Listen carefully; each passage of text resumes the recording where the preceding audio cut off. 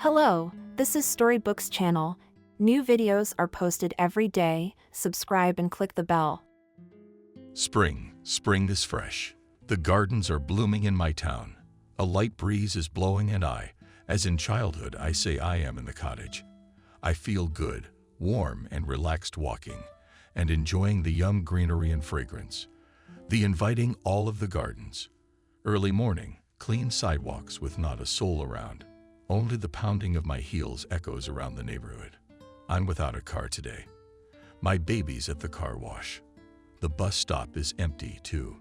She sits down on a bench. I'm waiting, but the bus is gone. It won't come and won't come. You can't do that. What's the matter? Is this bus kidding me? It won't go. It was such a nice way to start the day, not to be annoyed and angry.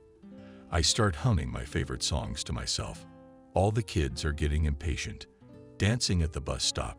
Looking around, I meet a glance with an old grandmother. Where is she going this early? Then a man of about 40 years old appears. I see he's in a hurry to get to work. Then two lush ladies in their 50s. They're all looking at me in amazement, and I'm still singing and dancing. Stop singing. Here it is finally coming. A man addresses me and runs forward. The bus stops. I run to him and enter through the back door. Take a seat by the window. Put my purse on the seat next to me as the seat is occupied.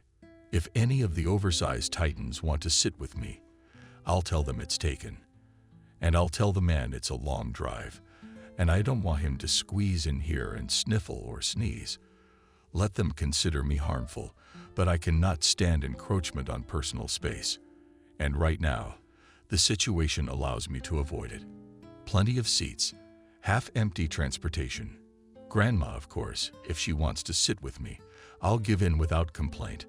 I remember from school how to behave on the bus. Do not shout, do not eat, do not grunt, do not push, respect old people, do not offend children, and if necessary, to help them. But everyone passes me by, though they look at my purse. 5 stops later, more people are coming. And then a woman about 35 years old appears in front of me. She has a Scandinavian appearance, piercing, blue eyes, and platinum hair, and she drills me with a look. Then in a soft, dully voice asks permission to sit with you. Please, I reply, and put my bag away. She pulls out her phone, and the display is instantly illuminated by a bright light. Out of the corner of my eye, I see my neighbor flipping through photos.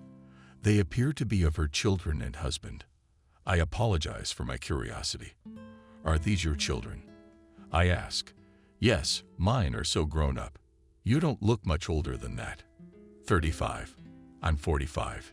She sighs. Oh, you look younger. You must have gotten married early, huh? No, I didn't. I was 18. And now my daughter is 26 and my son is 19. How could your parents not be sorry to give you away so young? My parents were glad I was leaving them. The family was poor. It was hard to feed and clothe the kids, you know. And now I'm gone, and they're relieved and calm. Although my husband will provide for them. I'm sorry for the indiscreet question. I don't know why I'm so curious. I wonder, did you marry for love? No. It was out of desperation that he came to visit his relatives in our village. What about us? We had a hopeless life there. No prospects for grooms at all. Only proportions. Yes, pensioners. There was an old widower looking at me. 25 years older. He was persistently courting my parents, saying I wouldn't need anything. Old and ugly. Well, I wanted to marry him to make it easier on the family. And here's Stephen Young, attractive with a guitar over his shoulder and a glint in his black eyes, called me to the city, albeit in a dormitory, but a comfortable one, with hot water, a bathtub. I couldn't dream of such a thing. And I really wanted to get rid of the old man's suitors, and my parents supported me. Marry him. You'll go to the city to live. Good. So I married him. Is that really how it works? I can't believe it. At least you had a good husband. No. He was very arrogant. We lived with him for a quarter of a century. He always treated me like a lower-class person. I was supposed to serve him, cook, do his laundry, stock up on groceries, take care of the kids. He never once asked me how I was feeling, not even during periods of pregnancy or what my mood was. I felt like a thing part of the interior all the time. All in all, there was no soulfulness in our relationship, but you gotta hand it to my ex-spouse. He provided for me and the kids. Good. I really did not need anything. My husband forbade me to work and strictly forbade me not to take care of the children. We had enough money. He had a wonderful career. He quickly became the head of a department in a trading company. It was both good and bad. Good because his earnings increased significantly, and we were able to buy a nice apartment in the city center. And bad because Stephen started having affairs. I remember him having an affair with a young secretary, 10 years younger than him, always working late and often visiting the office on weekends. But she apparently got tired of that life and got married. The spouse immediately had a nervous breakdown. He drank for a week and did not go to work, was rude to me and the children. For 6 months he went crazy. He was constantly irritated and upset with the young beauty. In his sleep he called her name, moaned and screamed, and then woke up in a cold sweat. He lost interest in all his fishing hobbies, hunting, not going to meet his friends, discussing soccer and drinking beer. He ate very badly, sat picking at his plate for half an hour, and eventually left all the food untouched. In the soul of my steak rolled resentment of unprecedented magnitude. And I had hope. I kept thinking that he would return to his former state, realize that we are the most important thing in his life, and I, gritting my teeth, all tolerated, and then he just kicked us out. He came home from work himself. Surprisingly, he ate dinner with appetite, sat in front of the TV, and calmly said, "I can't live with you anymore. I love Camille, and I will pursue her." At that moment, the hairs on my head stood on end in disgust. She's married. I objected. So what? A husband is not a wall, but will move. What do you see in her? What I don't have? I don't know. I'm Emily. My husband rose abruptly from his chair and locked himself in the bathroom. I heard the water bubbling from the faucet, and I cried. I couldn't bear the blatant injustice. What about me and the kids? Doesn't he love them anymore? Some Camille is more important than his own blood. I couldn't understand it. It's been hard on them. Stephen explained himself to his son and daughter. He left us an apartment and some money for the first time, and Emily sighed, pointed to the pictures of the children. This is my youngest son, very kind. He's very affectionate. He gives hugs and kisses, and here's the older one, businesslike and serious. A handsome boy like you, and the eldest is a copy of her father. I've been staring at this woman with all my eyes. She's got the right features, the right eyes, big hair, cool blonde, with an ineffable hue, slender figure, well-dressed. With all the fibers of my soul, I felt how bad it is for her, how hard on her soul is not settled personal life. Such a beauty is unthinkable. Yes, your husband was mean. He was only thinking about his own pleasures. He said he loved his children, but he didn't love me, the beautiful eyes of my neighbor. I didn't have much passion for him either, but she was a good wife and convinced me of everything. You still grieve for him? She was silent, and after thinking for a while, answered. To answer that truthfully, no. I'm probably happier now than I was with him, right? Why? It turned out that through the proposed circumstances, that is, through divorce, I found myself in life. It happened from the fact that I was very excited by the question why my husband changed so much when he met a young secretary. There was nothing so outstanding in her.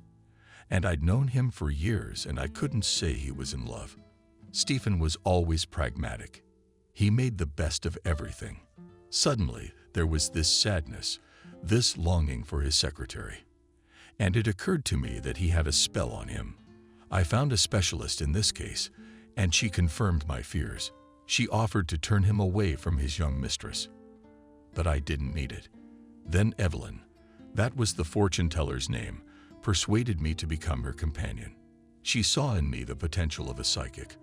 I'm very grateful for her help and training, and she saved me from poverty. After the divorce was very difficult. I had questions about how to live now, how to support my children. Where will I go? And now I have a trade, and I am standing firmly on my feet. It's good that there are such caring people, and people smiled at Emily. Yes, Evelyn is good. She's revealed the ins and outs of the profession. Even though she's a gypsy, but she also had her benefits. I gave her a certain percentage. Now, of course, she has her own salon. She's built up her clientele, and new people often come. How many women have passed through me with their problems? They all have their own difficulties. It's not a sugar life, but my personal life hasn't worked out. But I'm not sad. I live for my children, and I already have a granddaughter. They named her Marfa, 3 years old. She's so smart. And what do you do now? Emily asked me. I work as a jeweler in an organization that appraises and sells jewelry. And what kind of husband are you happy with? Do you love him? I thought hard. What to say loved him so much that he died. Emily was genuinely surprised. In a way, yes. The woman cast her eyes downward, and she stretched.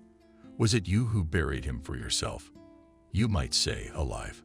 I mean, he left me for another oh-so-young, handsome woman. I laughed. Aha. I don't know why. Do you have kids? I have kids. Bah, sure. Daughter, 5 years old. That's good. That's good for you. She won't feel sorry for him. She'll blame him for leaving you for the rest of her life. That's how Emily and I became friends. We exchanged life stories and phone numbers in just 40 minutes on the road. And finally, she said, "Don't worry too much. You're beautiful and kind. There will still be a good man in your life, and he will be faithful in marriage." Your words to God's ears. I said goodbye to her. Then I sighed heavily and mentally returned to the time of my happy married life. My husband, Christopher, beautiful green eyes and brown hair. And I am a blue-eyed brunette with an adorable mole above my upper lip. Slim, but not skinny like a stick, but with appetizing shapes. We are a little over 30. We are happy and still in love with each other. Or rather, that's how I see our married life. Our daughter Jenna is growing up. Christopher literally carries her around in his teeth and never lets her out of his arms. Spoils her. We've been together 6 years. During this time, we had nothing but quarrels, whims, violent reconciliation, night walks with conversations until dawn, jealousy shots, vows of eternal love. The future together looks very promising and successful. Christopher is serving in the Guard and is rapidly advancing in his career. I remember how recently we celebrated his appointment as company commander in one of the best restaurants in the city. We set a sumptuous table for friends and acquaintances and danced until the wee hours of the morning. It seemed to me that we were enjoying each other's company. Christopher kept his eyes on me in love. He did nothing but invite me to slow dances, kissing my hands and hair and whispering banal things in my ear. I love you. So, we're prosperous. We have 2 apartments in the city, one renovated in the center for living, and the other 1 bedroom in a building under construction. It's for Jenna as a dowry. I bring quite a lot of money into the family. Sometimes my salary exceeds my husband's income. I have an engineering degree as well, but I did not have to work on it. A classmate called me to his salon, and for this it was necessary to finish the courses. What did I do? I don't regret it. The work is interesting and profitable. My husband and I have a varied and interesting, intimate life, and I support him in his desire always and everywhere, and he shows every pleasure on this occasion. In the summer, we necessarily, the whole family, go to the sea, always in different places, visited the resorts of the Azov, Black, Caspian Seas. We flew to Turkey and Egypt. All this was until recently. But 6 months ago, my mom got sick. I gave all my strength to take care of her, frequent night duty at the bedside of the sick. Negatively affected family relations. It seemed that in general nothing had changed. We still joked and spent rare moments of rest together. But by nightfall, I had no energy for intimacy. I attributed it to fatigue, and soon we drifted apart somewhat. Finally, my mother recovered and was able to take care of herself. I thought things would go back to normal. However, Christopher's attitude towards me began to cool.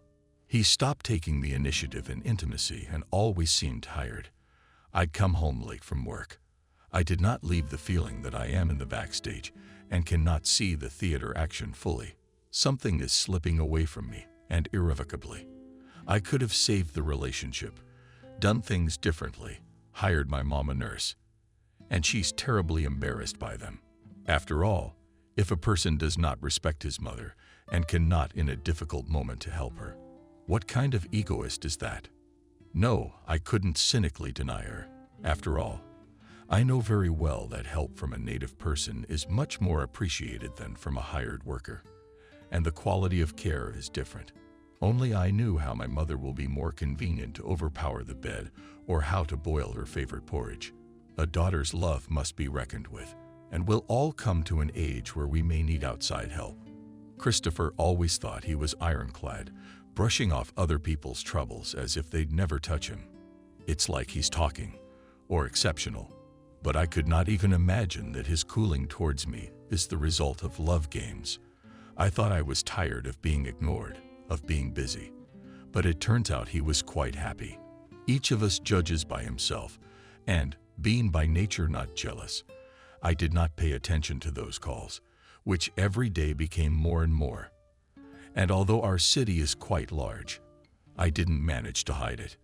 Everything came out, but I didn't get suspicious right away, of course. I believed in his integrity like an arrogant idiot. I realize now how devious men's nature is, how easy and short-lived are their vows, how easily they can deceive, handed to them a woman. Treason is inherent in nature. Men. The life of most of them is subordinated to emotions and passions in women. They see the female first and foremost, which is why they are so easily seduced by throwing themselves into a romantic maelstrom. They forget everything about their wife, their children, their conscience, their responsibility. All on the altar of lust, there is only me and my desires. There is a psychological aspect. In this irrepressible craving for intimate adventures conquers a man one half and so asserts its power. Look how powerful and brutal I am, and do not realize that normal women, for whom the family is of value, it is not the main thing. They respect their men for caring, making responsible decisions, support in a difficult moment. Feeling with such a man as behind a stone wall wives can and sensually open up. They can afford it because they don't have to play the role of a man in the family. Hence the freedom to be their own weak, loving, and passionate girl. But I'm so wise now. And at the time, Christopher seemed like the best man in the world. And I was sure he was incapable of betrayal. That fateful day didn't start early in the morning. When I got to work, I remembered I'd left the hall light on. No big deal. But I decided to call home and ask Christopher to turn it off. It was his day off. But I couldn't do it. 7 tries. My husband's cell phone was dead. I was going to take the day off and run home. But then a wealthy client showed up. "Wendy, hello there." I nodded at her.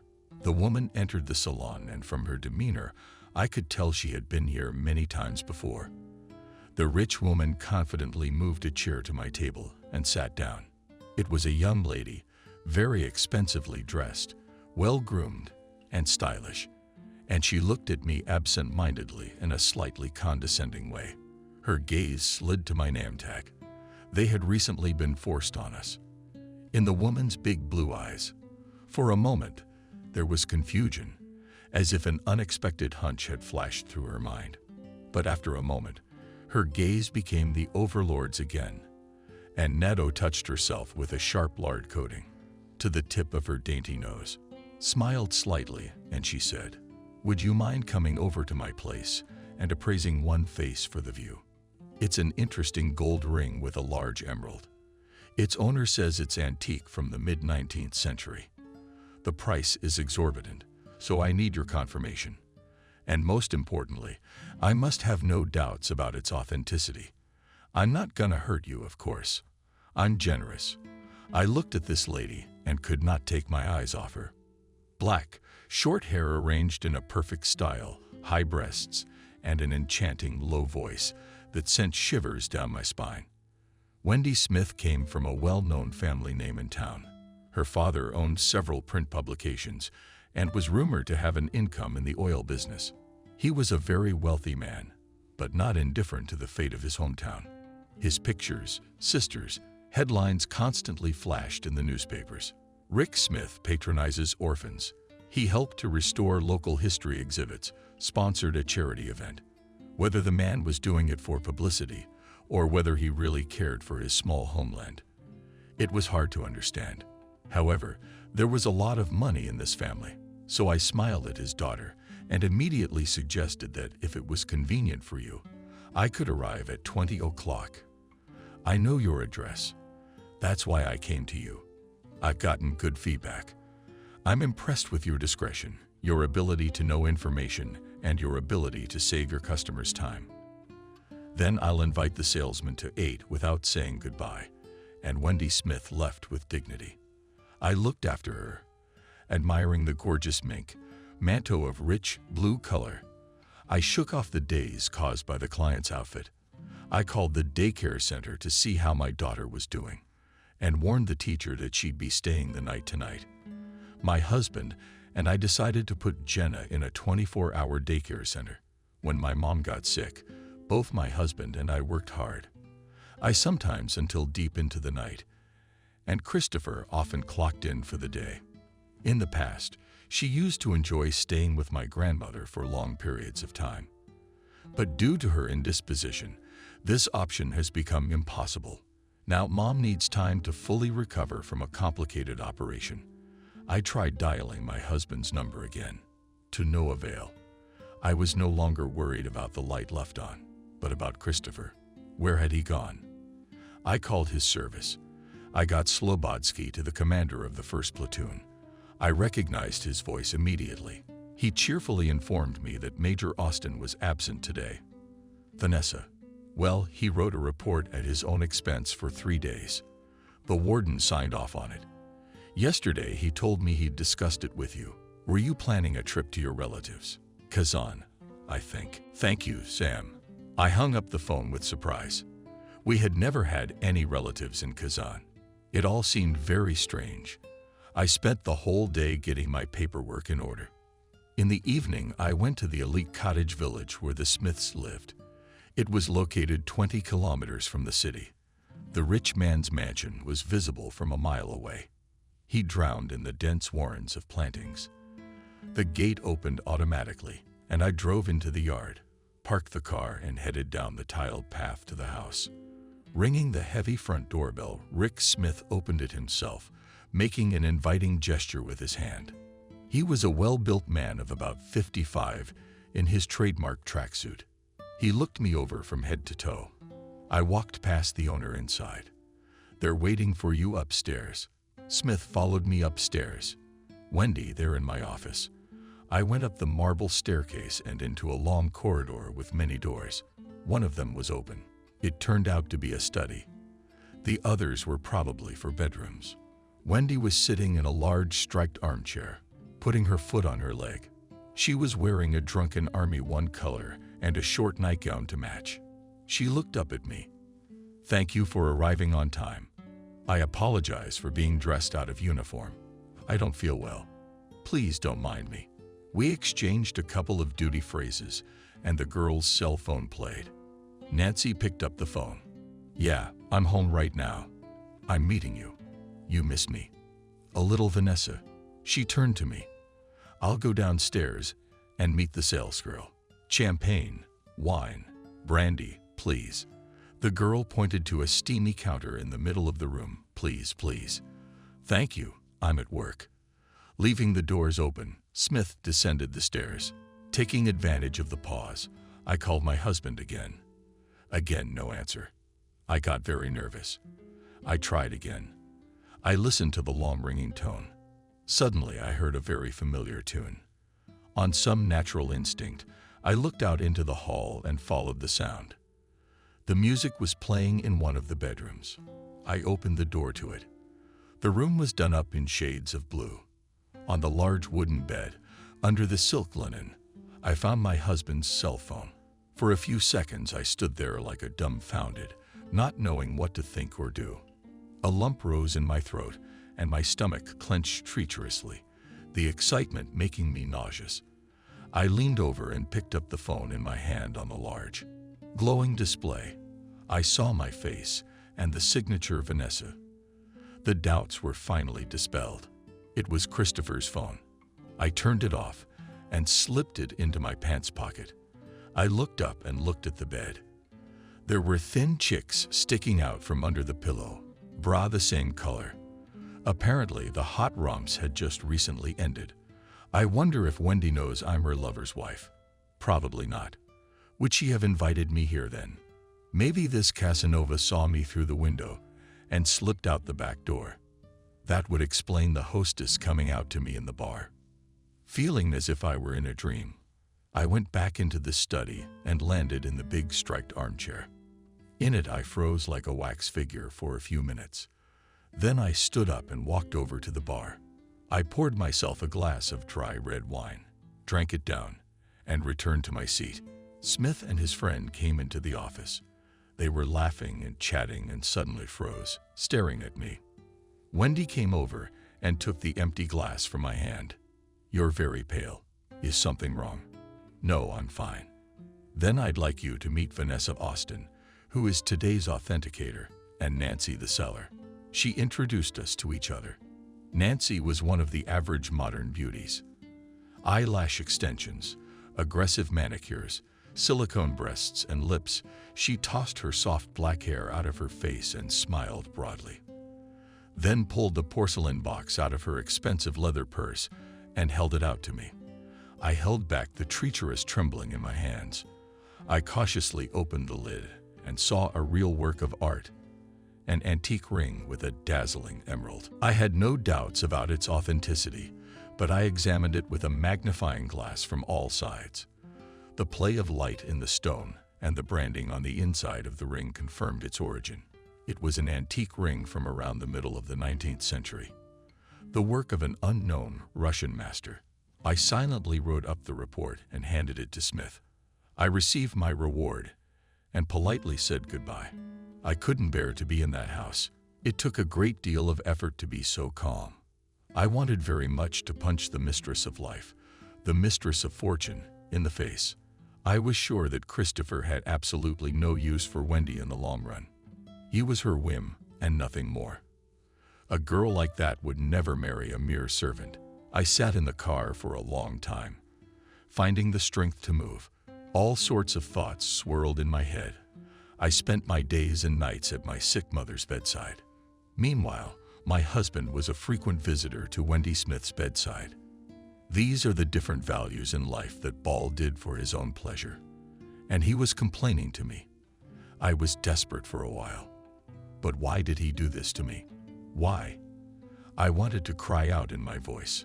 Of course, I had to pull myself together and go home unexplained. I couldn't leave the subject unresolved.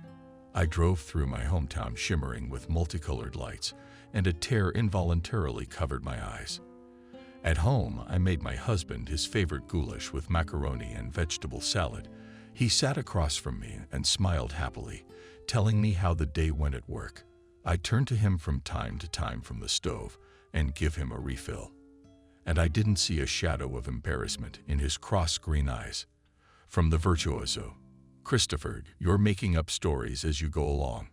Anderson such tales with details." "That's all right. That's all right. Let me tell you an interesting story. I have no luck with men. They all leave me. When I was a kid, my father left me for a mistress. Apparently, there was no place for me in his life. Now my husband, after 6 years of marriage, has decided, it seems, to stretch his intimate side of life, so to speak. What did he find in Wendy that I didn't? I puzzled over it. Even our looks were very similar. One type of luscious brunette with blue eyes. It's called Find Five Differences. The only thing is my hair is long, straight. His mistress had a short haircut, and my outfits were more modest, and financially. The man probably wanted new sensations and adrenaline. What kind of tribe are you? What kind of animals? My mother never remarried after my husband left her. She sincerely loved me and was very afraid that my stepfather could not replace my father. As you know, men don't need other men's children. They do not owe anyone anything. It is a woman who is obliged to bring up and support their children. All my life we lived with my mom alone. 2 girls abandoned by the man we once loved. As I got older, my father made attempts to communicate with me, but I realized I didn't need him anymore. You can't fix a broken vase. He was no daddy to me. And to communicate because of the fact that our veins run the same blood, I saw no point in it. Of course, he reproached me for being too cruel. But I had to blame someone, not my own. Echidnas on their way to personal happiness. They leave their wives, stop at nothing. They sweep away everything in their path, including their own children. And then they pelt you with complaints. No, sorry, we women are far from you, in cruelty and cunning. Oh, Christopher, Christopher. But what was he missing? Passion, fervor, bone and perversion, money, adrenaline. In 6 years, I've never looked at another man. I guess I should have. Like in that anecdote when a woman appeals to the Holy Father not to drink, not to smoke to her husband, not to bake pies, not to cheat. Am I living right, Father? And he says, my daughter, but for nothing. My husband has decided to take everything from life. He's betting on my love. He thought I'd never leave him. Maybe he didn't love me. It's never been like that. All these years, we've been living soul to soul. I sensed an act. Christopher's not an actor, that's for sure. I felt it in my heart, although I never saw any signs of infidelity until today. It was business as usual. That's what tore at my heart the most. Stupidly giving horns to a knave wife. I wonder how long he self-consciously tumbled in someone else's bed, pretending that all is well with us. His behavior changed somewhat when I had to take care of my mother and hardly ever came home. But I attributed it to a personal grudge. Kashaleva had no idea. Well, I attributed it to a personal grudge gone. I didn't even suspect it. Every morning he was as before, caring and attentive to me and my daughter. And I was justifying him, saying he wasn't a hypocrite. But it was all a lie. I remembered the words of a longtime Christopher. His friend's wife is a potential enemy. That's what they really think of a loved one. Then my husband interrupted my musings. He had had enough and told me his banal thank you. It's delicious. I looked at him and caught myself thinking that I felt uncomfortable talking to him. A feeling of irritation even appeared, but I kept myself in check. I was too calm in the face of what had happened, in a kind of daze, as if it wasn't me, but someone else, and I was just watching from the sidelines. To come to my senses, I took out a bottle of expensive champagne from the kitchen and put it on the table in front of my husband. Oh, he marveled. I just ate for nothing. Christopher grumbled, pushing the drink away from him. No, I smiled. It's a very good reason. That's how. But well, he started pouring the bottle. Meanwhile, I'd found too tall. It's hot. The champagne cork rattled out, and my husband filled the glasses. I moved a chair and sat down. Across from Christopher prepared a cool Bornesh and a sleeping drink. I looked into his eyes. He sat there smiling contentedly, slowly sipping his champagne. I emptied the whole glass and put it on the table. I was listening to you intently at dinner, I began. And here I thought, how do you withstand such loads? At work, problems at home, worrying about his wife, his daughter, and a young mistress. It's incomprehensible. Christopher choked and coughed. His eyes reddened and tears flowed from them. I looked at his face in silence. I wondered how my husband would get out of this situation. Would he confess to the affair? Or will he play the fool until the last? But I'd had enough fantasizing. I've had enough champagne too. I'm going to take a shower. Christopher jumped up and almost ran to the bathroom.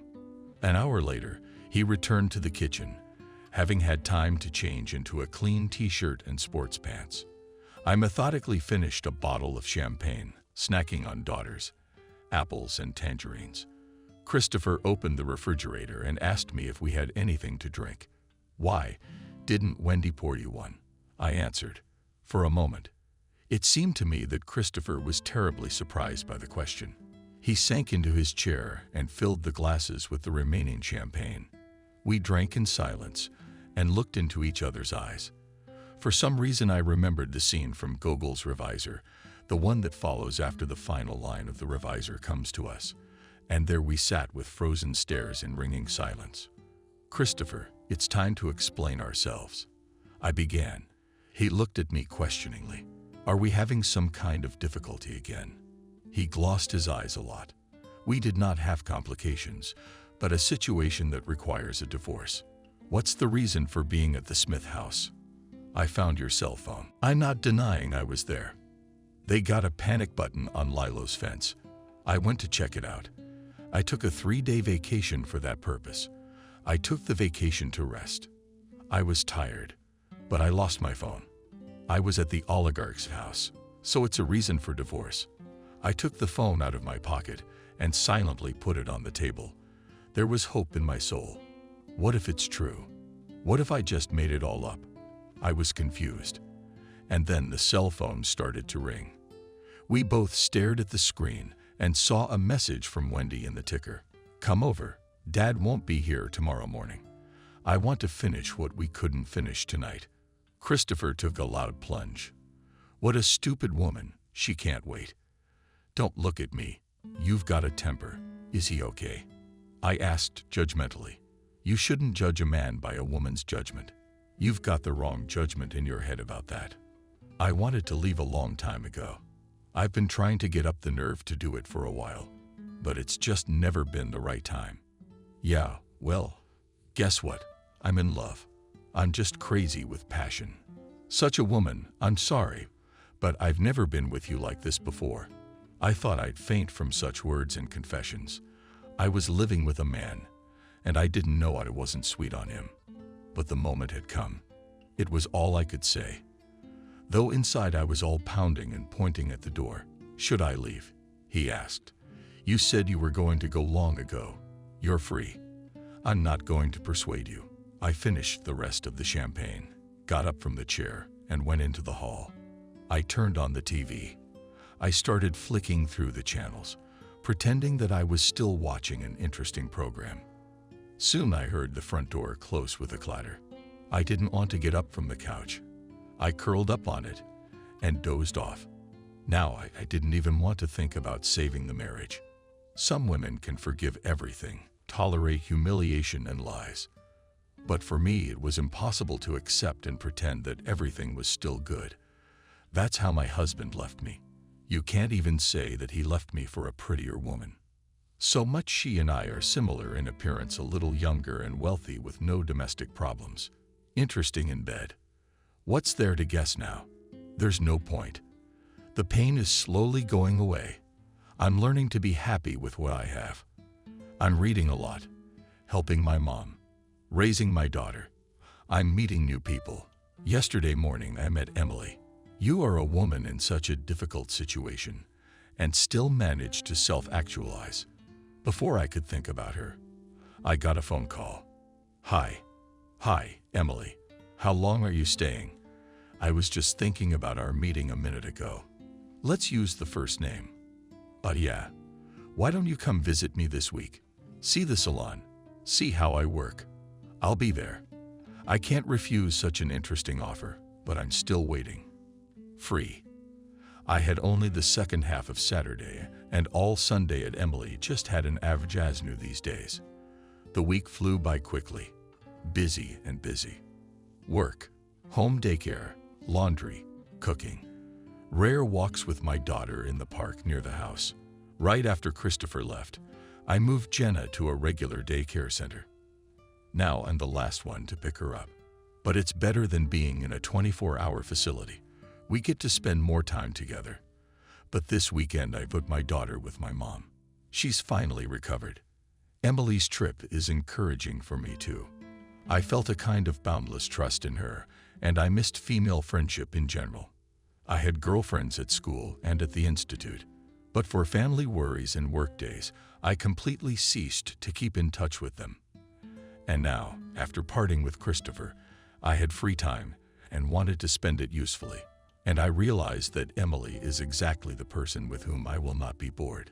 And by the looks of it, I had a good day off.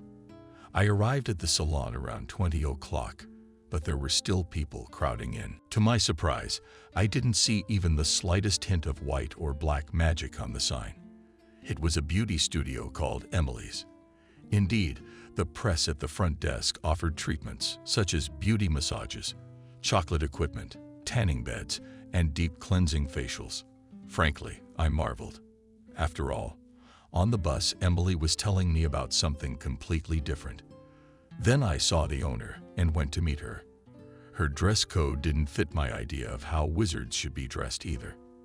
At work in the arena was a beautiful silk blouse, turquoise in shade, and a strict black skirt, pencil length, which emphasized the roundness of her knees and the grace of the games. She smiled cordially at me. We embraced, and Emily offered me a tour of her office. It was a room in a strict office style. Ascetic furnishings, a standard desk, an armchair, a computer, shelves with folders. And in the corner on a nightstand, an electric kettle and a ceramic sprinkler. I looked around indifferently and shrugged. But it's all so simple here. And you thought you'd be in the twilight of a medieval castle, and I'd meet you in an outfit. I laughed. Yeah, well, it's like that. I'm dark like that. But you know, our state hasn't gotten to the point of allowing witchcraft to be officially registered as a sole proprietorship. But I can surprise you with something. Follow me. Emily approached the bookcase built into the wall and touched a white book standing out against the other colored ones. A mechanical creak was heard, and I saw the phantom locker pulled aside. A staircase leading downward opened up in front of us. It was already interesting. It was all wooden, and the passageway was done with shaked plaster of a sandy maroon color. The lanterns on the walls were modern, but with a pretension to antiquity in the form of a pair of burning candles on bronze candlesticks. I counted about 7 such lamps. Finally, we descended into a large, spacious room. All its walls were made in the form of shelves, on which stood books. They looked very ancient to me, covered with the dust of centuries. There must have been at least 1,500 of them here. In the middle of the room stood the oval table. It was littered with many glass bottles with colored shimmering liquid, well-deserved sprigs of exotic plants, small straw boxes, votive candles, tall thin candle holders. But here Emily came to the table and sat down in a high chair. It seemed to me to be crafty and very heavy. Its back was decorated fancifully with flowers and colored monograms. It was unknown where it had come from. A velvet burgundy cape appeared in Emily's hands. She threw it on top and put on a hood. Then she lit the candles. At that moment, it seemed to me that her eyes were filled with a kind of unearthly light. "Sit down," she said, pointing to the table at the back of the table. I sat down and caught myself in the thought that I felt some universal awe before this mysterious action. "Do you have a picture of your husband?" a friend asked. "Somewhere." "Let me see. I think in the passport." And I pulled out a picture of our happy past. "Here." I held it out to Emily.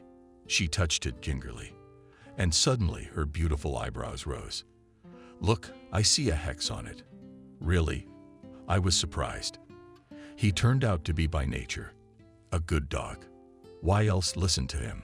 A finger and he'll drop his pants. "No, you're wrong. He doesn't really love that woman." Emily looked up at me with sky-blue eyes. I read confidence and rightness in them. Strangely, I was actually shocked. "If you want, I can do a reversal." My friend suggested it. "No, because I don't love him anymore." As sad as it is to admit, but unfortunately, the feelings are gone. "Well, it's up to me to suggest it," Emily smiled, throwing off her burgundy cloak. except that such deeds do not go in vain. He will have to be punished. For what? Because she lived. Only she was made so that all the punishment for that act would fall on him. But for now, of course, she'll have to pay for it in the future. But for now, she will not be harmed. A ritual has been performed that allows her to delay the reckoning. That's amazing. Even that can happen. It happens, but let's leave the magic behind and go for some real pleasures. I'm taking you to a restaurant. Oh, I'd love to. We left Emily's lair, and I breathed a sigh of relief. Mystery wasn't really my thing. Georgian wine, shish kebab, lula kebab, warm liver salad made a more positive impression on me. In general, we had a good time. I've been joking like that since my student years. We didn't leave until dawn. Of course, I had to take the day off work. Somehow, I didn't calculate my strength, but I made a deal with my friend like I drank water. And Emily tried to warn me a couple of times that there would be problems with my ex-husband, but I did not want to hear anything about him and asked her not to even mention his name. I really relaxed, danced a lot, and allowed myself to flirt with men. Of course, 2 of those would have gotten the attention of the entire male contingent of the restaurant. It's a shame. Few were the ladies they came here with. It's a good thing there wasn't a jealousy scandal yet, because we were very relaxed and fired up from the heart. In general, the starting exit of girlfriends took place and was very successful. Monday, I was sick at home. It's good that my daughter was in the caring hands of her grandmother. Mom only sighed, listening to my story on the phone. Well, my daughter, you're really something. You still have to be careful. Such walks for the body do not pass in vain, she instructed me to Jenna. Don't worry. We're good. Fine and good. You know how we're friends, right? After the phone conversation with my mom, I drank aspirin and a few liters of mineral water and fell sweetly asleep. I didn't get up until about 4 in the afternoon. I happily took a shower and wrapped a towel around 6.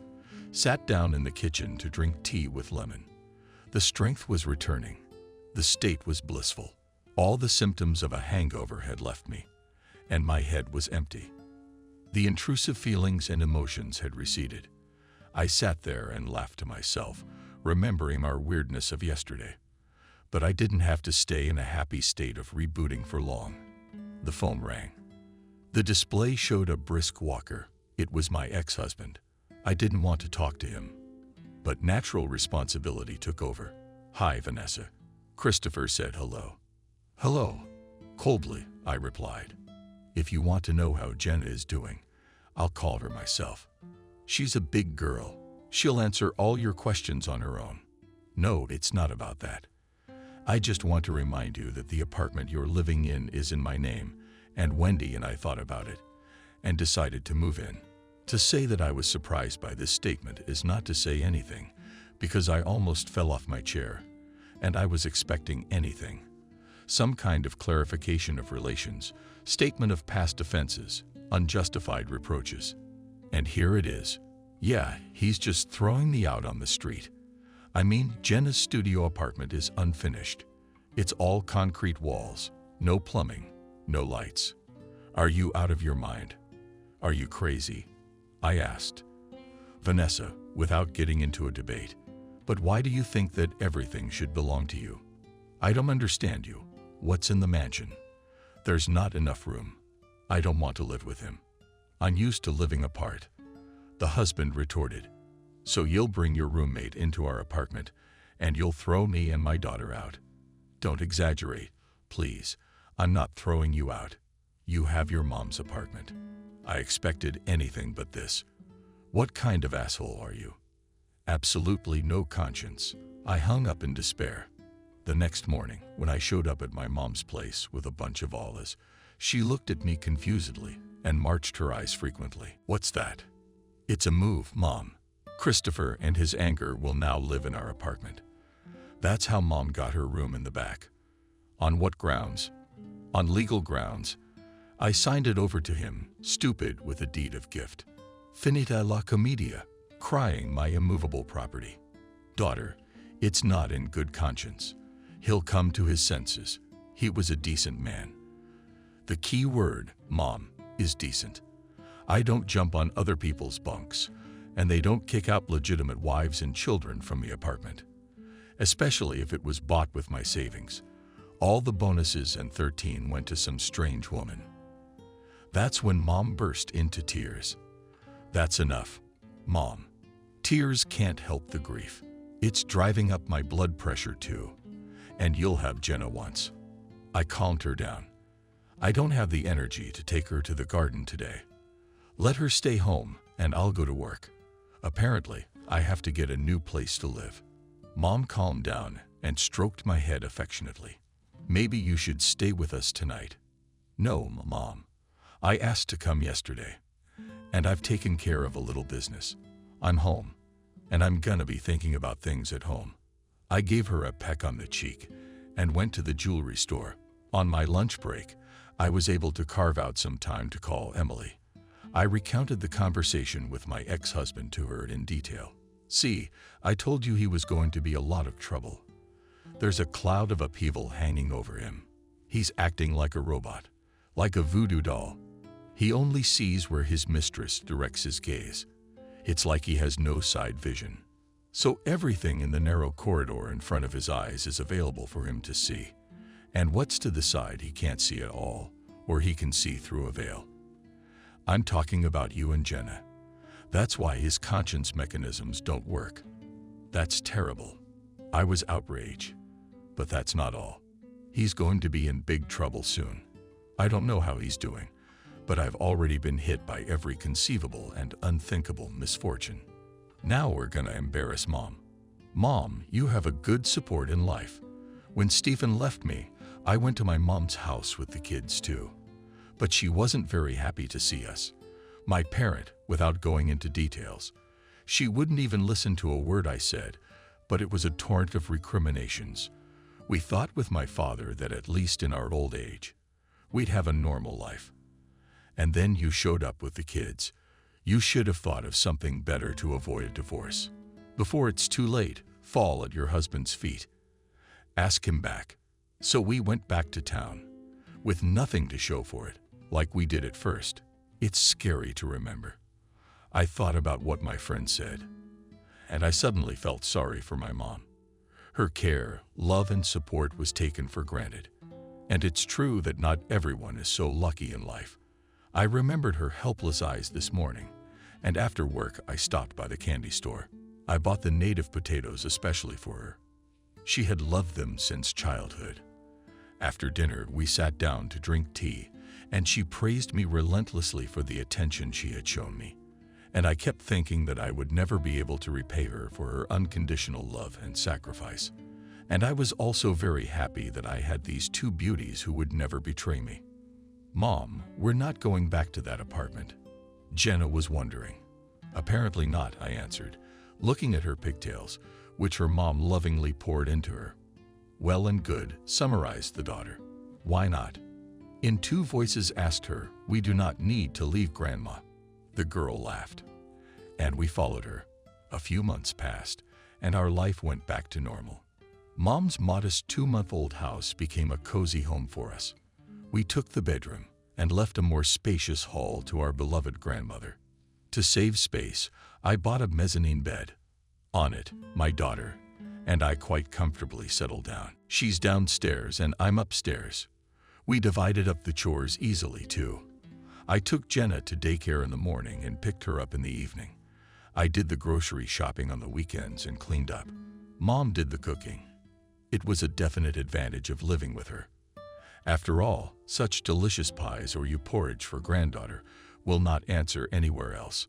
I tried to spend more time with my girls, so in the first half of Saturday to put in order in the rooms and wash laundry, so that on Sunday we could all get out together to the stores or for walks. On these outings we were often and happily accompanied by Emily. In general, our time was so clearly organized that there was no time to think about bad things or to be sad about our feminine destiny. Besides, the long-awaited August was approaching, and we were planning to go to the seacoast with all our female company, not to change the established traditions because one person sat out, The best stayed close by. And so nose to the wind. I, Emily, and my mother, with enthusiasm, plunged into the search for suitable places for the trip, studied hotels, list of entertainment, catering facilities, the structure of beaches and reviews of vacationers. Full of anticipation, we walked around satisfied and happy. We hadn't signed a vacation application. And at that moment, when we were literally sitting on suitcases, I got a call from Christopher the Voss. "Vanessa, I need to have a serious talk with you." He started from afar. "Why?" I was surprised. "Christopher has a new family now. I have nothing to do with him." "I see." John sighed heavily.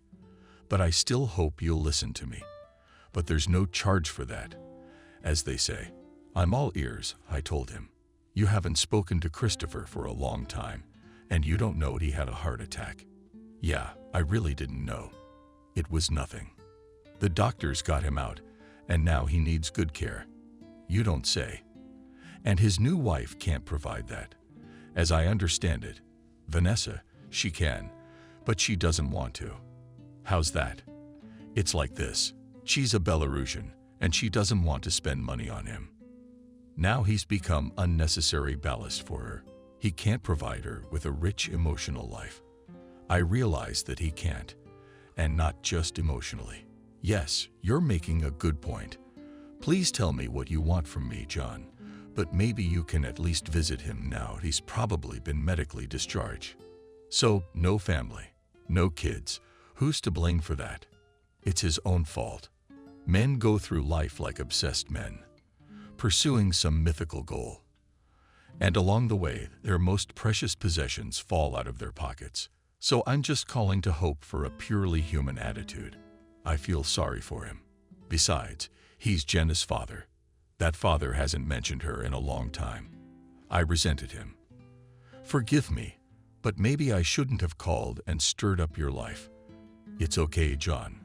We'll figure it out. Thank you for calling and thank you for listening, Vanessa." "You're welcome. Goodbye." I hung up the phone at a complete loss. On the one hand, we were used to living without Christopher, and Jenna was just recovering from the breakup. She used to bring him up more often, now to traumatize the child again. On the other hand, even though I no longer had respect for the man in my heart, I didn't consider him a stranger. I sighed sadly and decided to visit him after all. I didn't recognize my former apartment. It was obvious that the new owner didn't want it. Christopher looked up in surprise. When he saw me on the doorstep, "Come in, please, welcome," he invited me in. I looked at the man and did not recognize him. He had lost a lot of weight. I hustled over.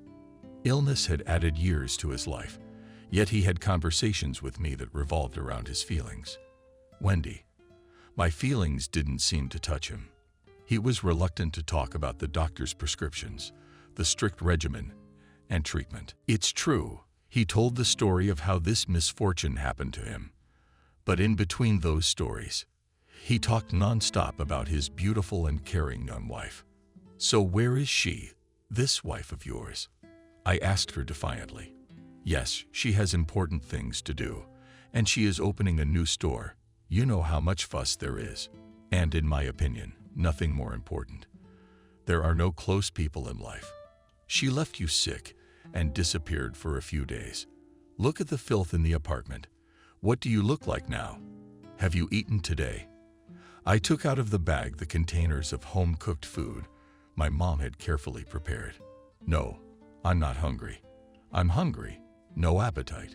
And Wendy, you shouldn't say that. And she doesn't deserve reproach. That woman is the best thing that ever happened to me." I was struck by what I'd seen, and it made me boil. "You're going to die alone here like a dog. Here, look at the doctor's report," which came to the department, and I threw in his face a copy of the document, which at my own risk provided me John. "You could go to the afterlife at any moment if you don't take care of your health in time. And you're still learning about your own rich self, aren't you? Let her take care of you, since you've been praising her so much, and you kicked us out with a kick in the ass." Christopher wanted to say something in reply, but I didn't even listen. I turned around and walked out of the apartment, slamming the door loudly. I dialed Arena as soon as I got outside, and I was filled with indignation. What kind of man is ready to put his life on the altar to some mythical feeling? Passers-by looked at me in surprise because I was sobbing in my voice, telling my friend details of my meeting with my ex-husband. She tried to calm me down, and finally she succeeded. When I came to my senses, Emily suggested that we do it out of the gate. If he makes a decision or wants to end his life so ignominiously, let him do it on his own, and I will try to free him from the shackles this woman has put on him. I realize that you've become indifferent to him as a man, but we're talking about saving the soul here. We're giving him back his freedom of choice. Well, he follows this woman around like a mannequin without seeing her sinfulness, her flaws, and the most important thing he doesn't see is that she only needed him as a male, and when he got sick, he was scrapped. As a man, she's not interested in him. She'll be even better off if he throws himself away. She'll be able to squeeze him without shame. You've got the last one. Fight for the inheritance. I listened attentively to my friend, and she convinced me that she was right. Let's do it. After all, you're absolutely right. I don't really believe in it, but there must be a world of subtle matter out there. But you should know better. Just do it. At home, I discussed the situation with my mom, and together we decided that Christopher needed help. It was obvious that Wendy didn't need him at all, and it was obvious that he was going to have a hard time recovering without help. I looked at my mom and was once again struck by her generosity.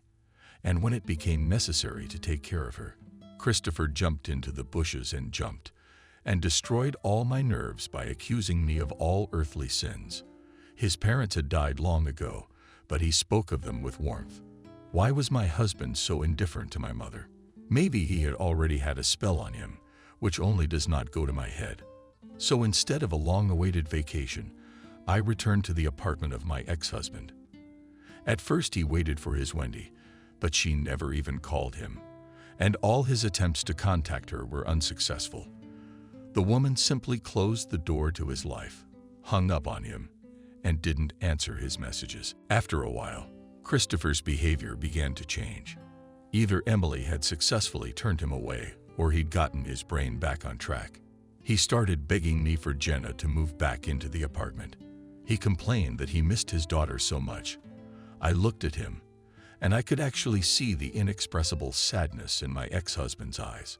All right, I'll ask Jenna if she wants to live with us. She loves visiting her grandmother. Yes, Molly is a wonderful person, Christopher agreed with me, and I've been unfair to her in the past. One must honestly admit one's mistakes, and to you he lowered his head. I realized he really had a lot of regrets. Enough of the sad stuff, since I'm like a nurse to you now. Let's talk about the good stuff so you can recover faster.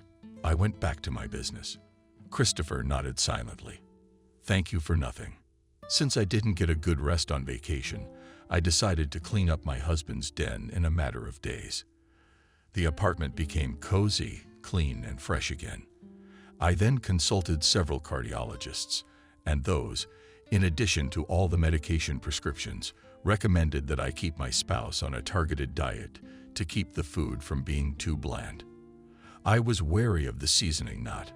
It was quite difficult to find a salt-free option in the stores. At first, Christopher was reluctant and grumpy to start the new diet. But then he got involved, and I together with him to cook for myself one thing, and I was not used to it. So I ate everything that was good for my husband. By the way, significantly built up the food. In addition to all this, I regularly went for walks together with him, and took my spouse together with my daughter to the forest. She began to communicate well with Christopher, forgetting all her childhood offenses. I could see that they were good together, and that he recovered faster from talking to the child. In short, we were living as if nothing bad had happened, like in our better days. I don't know, but for some reason I felt it was my duty to pull Christopher out of the hopelessness of loneliness and illness. And with each passing day, my ex-husband surprised me with positive changes. It's like he's thawed out. Like in that children's fairy tale about the Snow Queen, When Kai had a mole removed from his heart, Emily assured me it was because a spell had been broken. And deep down, I believed her. My husband was back to the way I remembered him before the divorce. Soft, caring, and attentive. Our conversations were casual and easy. He often asked me to apologize for cheating, but I avoided the subject. I did not want to shake his already fragile health. But one day his superior came to visit him, and at the same time to solve some of the subtleties of the dismissal of my ex-husband from the guard. They talked for a long time by the lamp in the kitchen, and through the open door I could hear part of their conversation. "Look, you don't have to tell," John Christopher taught. "Try to win back your wife's trust. You know, I had the same thing when I was young. I never told anyone, but now I'm opening up to you, just for psychological support. You know, I've been married a long time, and Sophia and I have a great life. It never occurred to me to trade her for someone else. But one day, we young interns were sent on a business trip, me and Jack.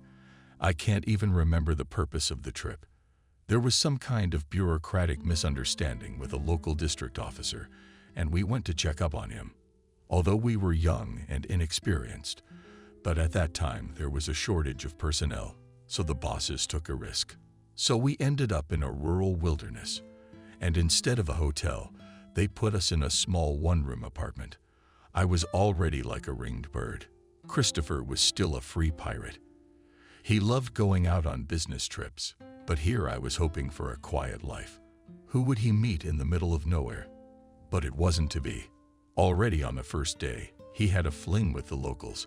He picked them up somewhere in a cafe, but they decided to walk him to the entrance. And of course, he suggested they go upstairs. The girls refused. But on the third day, he did break them down. Their names were Miranda and Sophia. They were simple village girls, lonely and not needed by anyone. And here in front of them, two visiting gentlemen with epaulets. On the last day, we decided to celebrate the completion of our affairs, and his acquaintances came to our lake lug. It must be said that the villagers were very individual. They quickly prepared the table. On it flaunted several salads of meat and fruit, cut on the apartment, floated intoxicating smell of baked chicken. The atmosphere was light and casual. Sophia and Miranda Bay were laughing at our jokes. Robert was leafing through vodka as he snacked on large pieces of chicken for the last time. I really wanted to sleep, and there was nowhere to lie down. When my eyes were completely glued shut, Sophia dragged me out to dance to a slow tune coming from the TV. I drank beer all evening, and only as I swayed in the dance did I realize that I wasn't swaying significantly anymore. I felt like I was in control of myself, but I wasn't. Anyway, in the morning I found a naked Sophia girl next to me. Ironically, her name was the same as my wife. The embarrassment didn't last long because we were in a hurry to get to the train station, and I didn't have time to fully realize my deeds. Soon the nightmare of the feast ceased to haunt me. The fast train was carrying us away from the dying village. I had little memory of what we had with Sophia. But Robert said he had heard the girl's contented moans during the night. He praised me for not introducing manhood even when drunk. There was not a day after that in my life that I did not recall that incident without embarrassment and shame. My partner's laughter, his face, I still can't understand how it happened or why it was necessary. All the way back, Robert was teasing me, tried to make conversation, spinning me for details, but I kept my mouth shut and wondered how I'd look my wife in the eye. At home, I was ready to fall through any slant. I took my wife's look as a warning signal. I thought I was about to be exposed. I thought she knew everything, hated me, and judged me. At first, I couldn't even sleep. I was studying and often got up to go to the bathroom at night. Soon, the feeling of guilt came out of my inexplicable behavior, my desire to earn Sophia's forgiveness. I literally caught every word she said and ran to fulfill her every whim.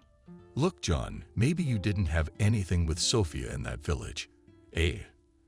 asked Christopher when the chief finished telling the story. "You don't remember anything, and Sanik could have said something about you or played a joke on you. That's it. Maybe it didn't happen. Who's going to find out now? John answered sadly. We're not all sinless. Christopher said confidently. I know that for sure.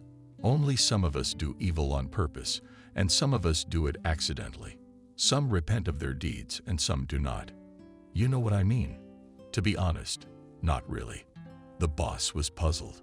It seems to me that even if you had something then, Christopher continued, changing to a whisper, so you have long since redeemed it with your suffering, you know. John nodded happily. Their conversation was interrupted by me because Christopher needed to take his pills by the hour. I smiled and said thank you for visiting. You're always welcome. Say hello to your wife. The man shuddered and hurried to say goodbye. A month later, Christopher was strong enough to live on his own. What was his surprise when Jenna and I packed up and notified him that we were planting. At this point, my ex-husband looked discouraged. He had hoped things would stay the same. I explained to him that his dreams were foolish and untenable because everything in me was burned out after his betrayal. I walk around like an extinguished candle and have no feelings for him other than pity. We agreed that we would maintain a friendly relationship. I allowed him to communicate freely with Jenna. He begged us to stay for a long time. But then he gave up in grief, turned gloomy, and silently went to the kitchen. We went back home to my mom's house. For a long time, I didn't date anyone because I didn't trust men anymore. But from time to time, I had a beau. But I never got serious. Apparently, I didn't even give them a chance to recharge. So for years, I lived by the same script. Work, home, vacation. I stayed friends with Emily. Her love life was going great. It was great. She met someone who really connected with her, and they started living together. They didn't get married.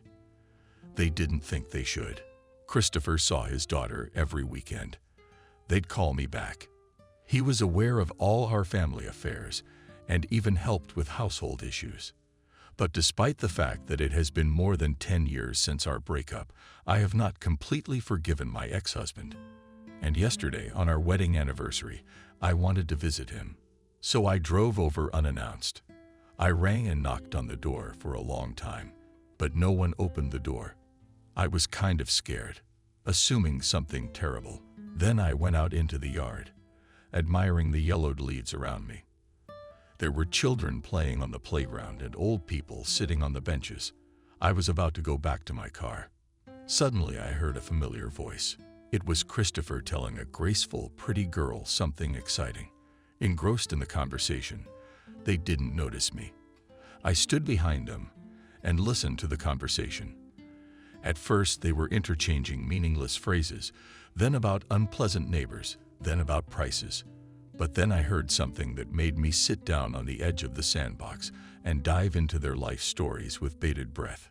Here are their stories in full. You know, Lisa, I had a heart attack at a young age. What's 35 years old for a man? Christopher began. And now I live every day like it's my last. No, I didn't come to that all at once. I came to it through my wife, whom I lost irrevocably. What kind of person is she? I didn't realize it right away. 1 in 1 million. Now only memories of our happy family life remain. I'm not afraid to use big words. She's a saint of a woman. I'm lucky to have her. And I'm just an idiot. It's my own fault for a lifetime of heart attacks. I chased after a young girl, mistook a game of blood for real feeling. I mean, she almost drove me into a coffin using me as a sex machine. But Vanessa, you're literally not a dummy. Where would I be right now if it wasn't for her heart of gold? I'm telling you, she's a saint of a woman. There's a reason they say all our illnesses come from nerves. On my own skin, I realized that mine are also from nerves, and selfishly treating myself would not have left the family then. Maybe life would have been different, happy and full. I married her out of great love. She appeared in my life as a ray of light in these lightless, gray, everyday life. I went to the movies on my day off from the service. The interesting thing is that I was going with a friend, and she with a friend. And supposedly, these two were supposed to sit next to each other. And since they didn't go, we ended up sitting next to each other. Destiny. I paid attention to her because she was very worried about what was happening on the screen. I was very surprised by such openness and sincerity. I thought, such girls are no longer found. She had me hooked. And the whole session Vanessa was watching the movie, and I was watching her. And after the end, of course, I rushed to see her off. We started seeing each other, and I was flying on wings to her. Every moment spent with this girl seemed like an extraordinary happiness. I couldn't get enough of her amazing beauty. I always admired the warmth of her soul. I realized that I had fallen in love, because without her I was anxious. But with her I felt good and calm, light, always at heart and joyful. Only after I understood and loved her as a person, a physical attraction was born in me. It should be like that, not the other way around. Passion, not empty of mind, leaving ashes in the soul. And true love is tender and delicious. It makes you a better person. It may be sacrificial. You've deprived yourself of something, but your loved one will be cared for and respected. It's a really wonderful feeling that's enriching. And passions tear you apart and shorten the years of your life. It took me a year to decide to propose. Finally, I talked to Vanessa about getting married. I was terrified of rejection. A lot of people had put themselves out there for her, but I didn't want to put it off. There was nowhere else to go, for shy will take away. So asked for her hands with a swing, to remember the ring with a stone bought. A bouquet of roses beautiful, and in a good cafe invited, and the whole evening sat there, clutching the velvet box in his hand. All he could do was give her flowers, and then went to walk her home, and already at the entrance blurted out, "Say, maybe you'll marry me. I'll make you happy. I'll love you all my life." Vanessa immediately agreed, as if she had been waiting for these words. We married and had a modest celebration. We went to the sea. We lived for a week. A year later, we had a daughter. The family was strong and friendly. It was like living in paradise with them. You'd come home, tired from the service. The girls hug you, kiss you, and there's a delicious dinner on the table. Luckily, there was no limit to my happiness. I served in the organs. I liked the job, and the money was decent. But Vanessa earned more. She was employed in a jewelry salon, where the daily revenue was as much as a dozen of my salaries. Her day was irregular. He barely had time to pay attention to his daughter. And then her mother got sick, and his wife was torn to shreds. And I did not, to pity and help, began to nag her for the fact that she does not notice me at all. Then I meet another woman, and she took me with her resemblance to Anna. My quiet life was over. I was so enchanted by Wendy that I became completely unresponsive. She favored me, and I suited her well as a lover. I had no intention of becoming infatuated with her, and I didn't realize how it happened. Wendy replaced my wife, and seemed more interesting and better. And then I started to pine for her and miss her. I did things every minute of every day. I betrayed my family, which I can't forgive myself for to this day. When I mentally return to that time, it seems to me that I lived in a fog and through some kind of veil saw reality. It was just a bright spot that wasn't so strange. I don't even remember the first time I saw her. It was like she'd always been there. And Vanessa and Jenna had been a dream. It's clear now, of course, that I acted as a doggy for Wendy, who was comfortable giving commands to leg or shoe. She kept pushing for a divorce from my wife, as if she wanted to marry me. But we never officially registered our relationship. We lived in a common law marriage. It was hard to call it a marriage. Wendy was busy with her life, and I was working all the time. We didn't have a home or a family. I came home late at night and often spent time alone with a glass of cognac or the television. Wendy could show up in the middle of the night well tipsy and explain her absence by meeting friends or socializing with her father. But I was in awe of her and treasured the crumbs of attention she lavished on me. Ugly and lopsided was this bond. One day I snapped. I just couldn't stand another wait, and the jabs of jealousy built up to hell. Failed to report for duty and almost lost his stripes. Thanks to the chief, he covered up the immorality. He always sympathized with me because we were easy to work around. When I was drunk, I spent 24 hours shaking in some suburban train, got off at an abandoned platform, and found myself practically in an empty field, walked to a small village, and waited another 24 hours for transportation to get out of there. Crouched in the streets, thanks to the village women who fed me and poured moonshine. Otherwise, I'd probably have died. And then he had a heart attack out of the blue. What a sad and touching story. I heard that your wife got out after her illness. Our grandmothers still talk about it on the bench. The interlocutor stretched out enthusiastically. And here's a hint. She asked, "You are such a wise man who has seen a lot of things in life. Can I ask you for advice?" "You know, Lisa, giving advice is a thankless business," Christopher replied without a moment's hesitation. "Where is the guarantee that the advice will hit the bullseye? I still can't deal with my life. And here you need to take responsibility for the fate of the one to whom you give advice." "No, but of course, I cannot disagree," continued his interlocutor. "But I have no idea how to be, and there are no loved ones around. Give me a hint. Have you not had a situation when you did not know how to act?" "Oh, of course I have.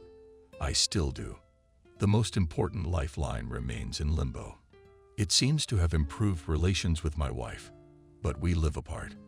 I still don't know if she's coming back to me, or if it's finally over.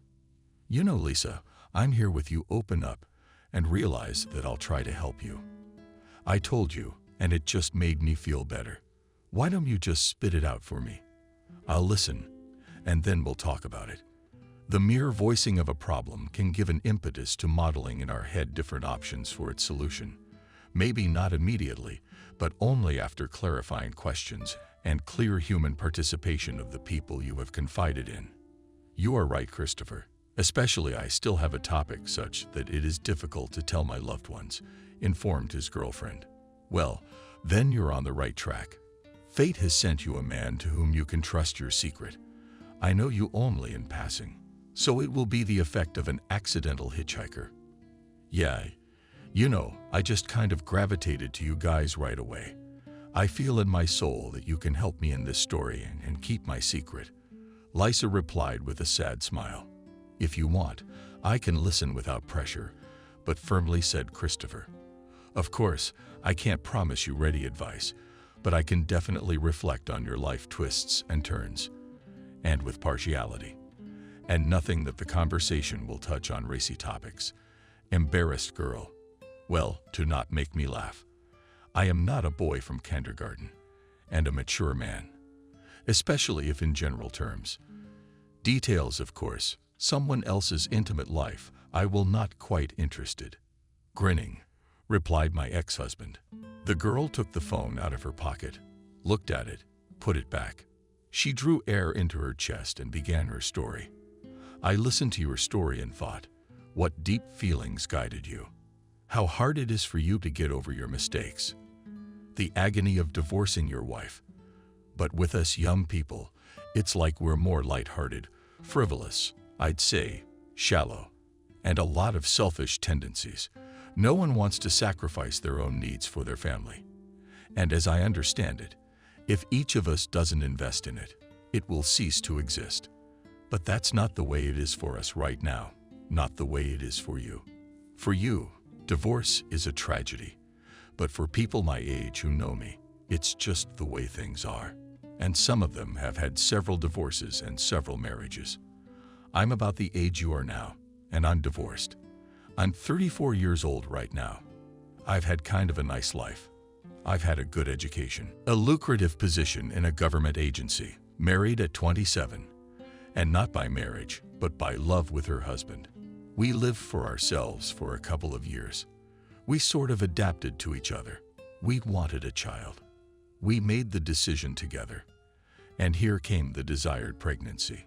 My husband was in seventh heaven, jumping like a hare. I fulfill every whim.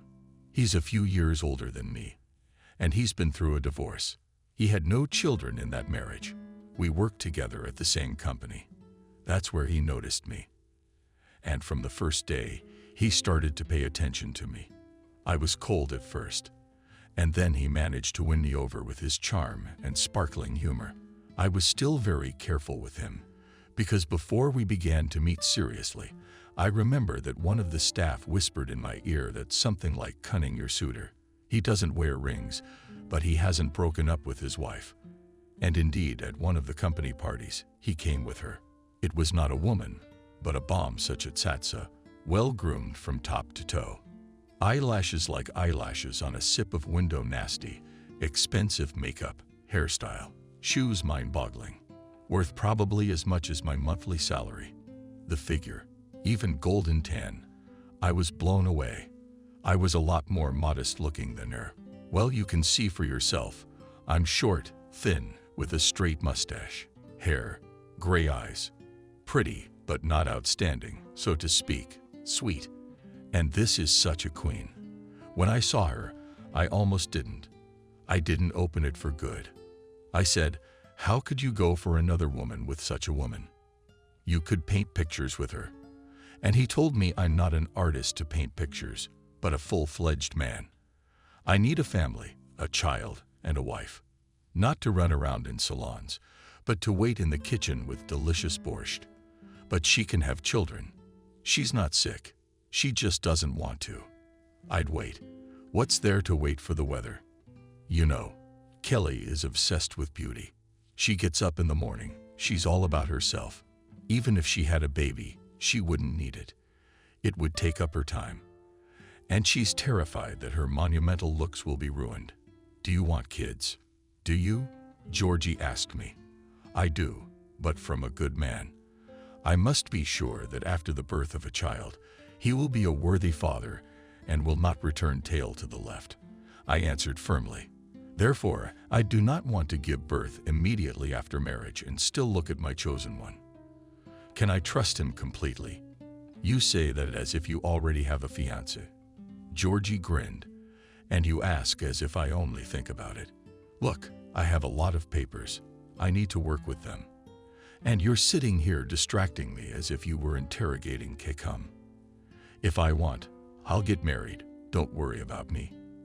After this conversation, Lyonia stopped his pestering me at work, but after 6 months came to me at a table in a cafe across from our office, where we had lunch every day, and again resumed his exciting topic. He laid out his divorce certificate in front of me, and he asked me with forcefulness if I would date him or not, whether or not I would respond to his advances or turn my nose up at him. Well, he's a very specific guy. He's got to have his I's and T's straightened out, but I was impressed with his move. I thought he was serious about me, and I thought a man was serious about me, and I gave him an affirmative answer. And then he got so busy, he was like a light bulb.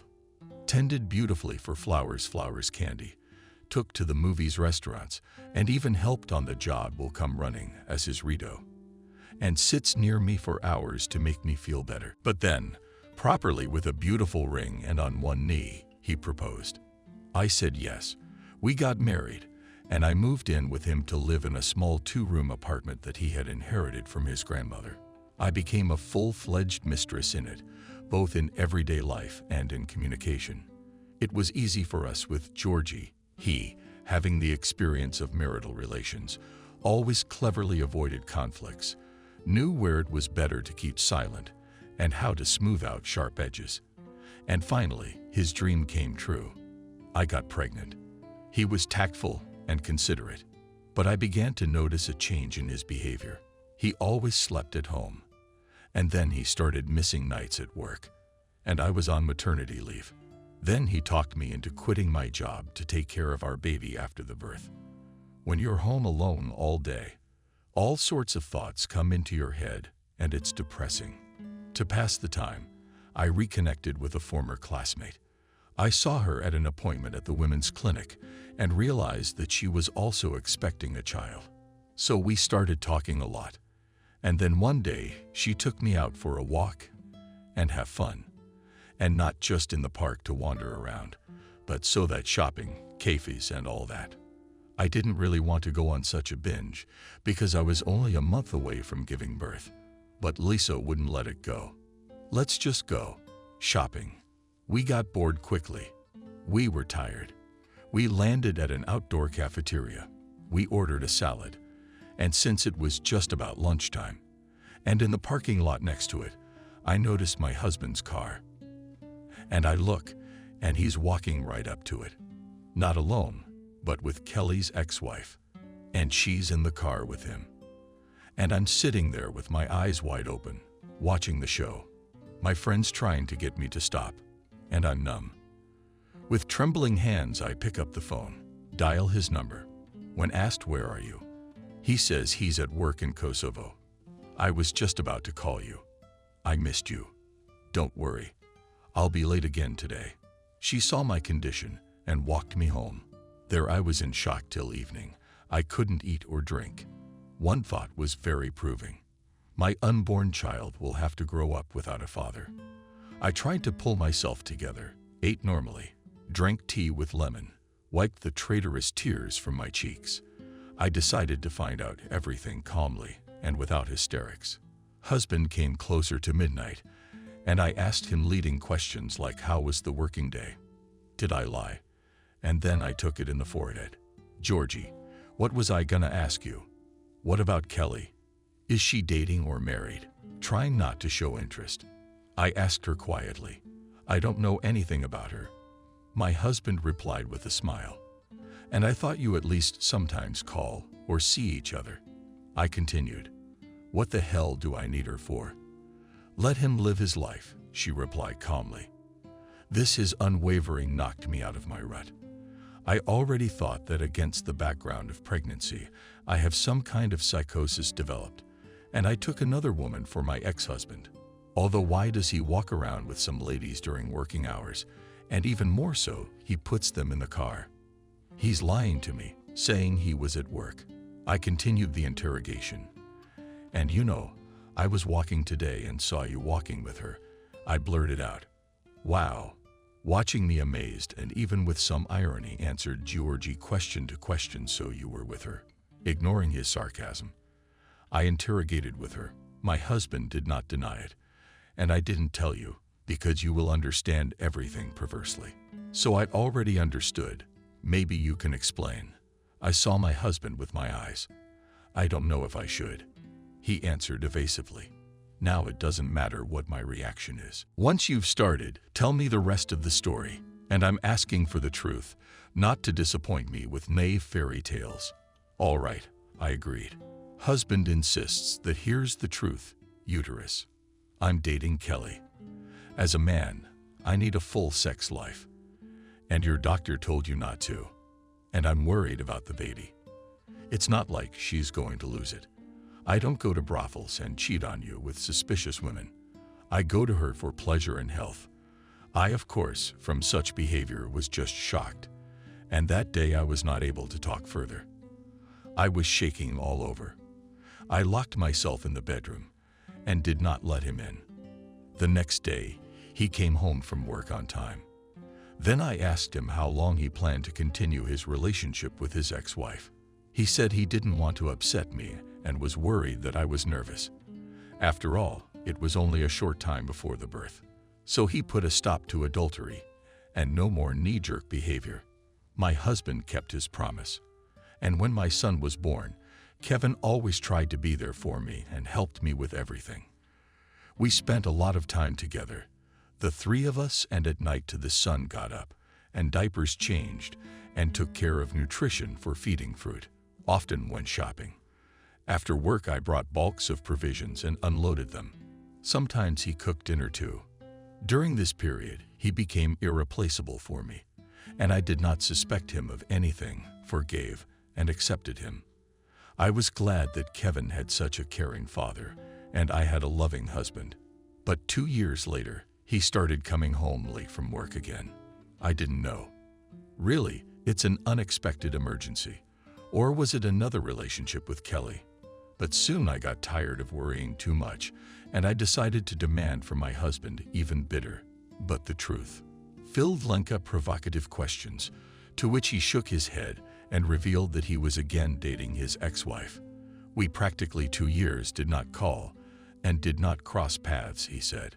But then one day when I was shopping at the hypermarket, I bumped into her. That's when it all started again. You know, Lisa, but how can you not fall for it? You saw her. You're taking care of the baby. No makeup, in a bathrobe, walking the stroller on the playground. And there she is. But remember, you told me yourself that her looks are clingy. Then why don't you live with her at all? If you liked Mia Rose, I asked indignantly. I remember what I said about her.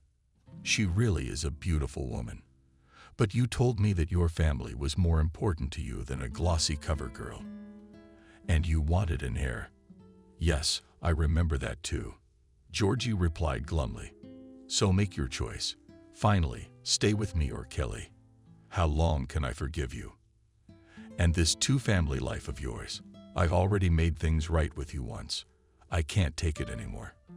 And Kevin will be older. What am I gonna tell him about you when you're, like, at work and in someone else's bed?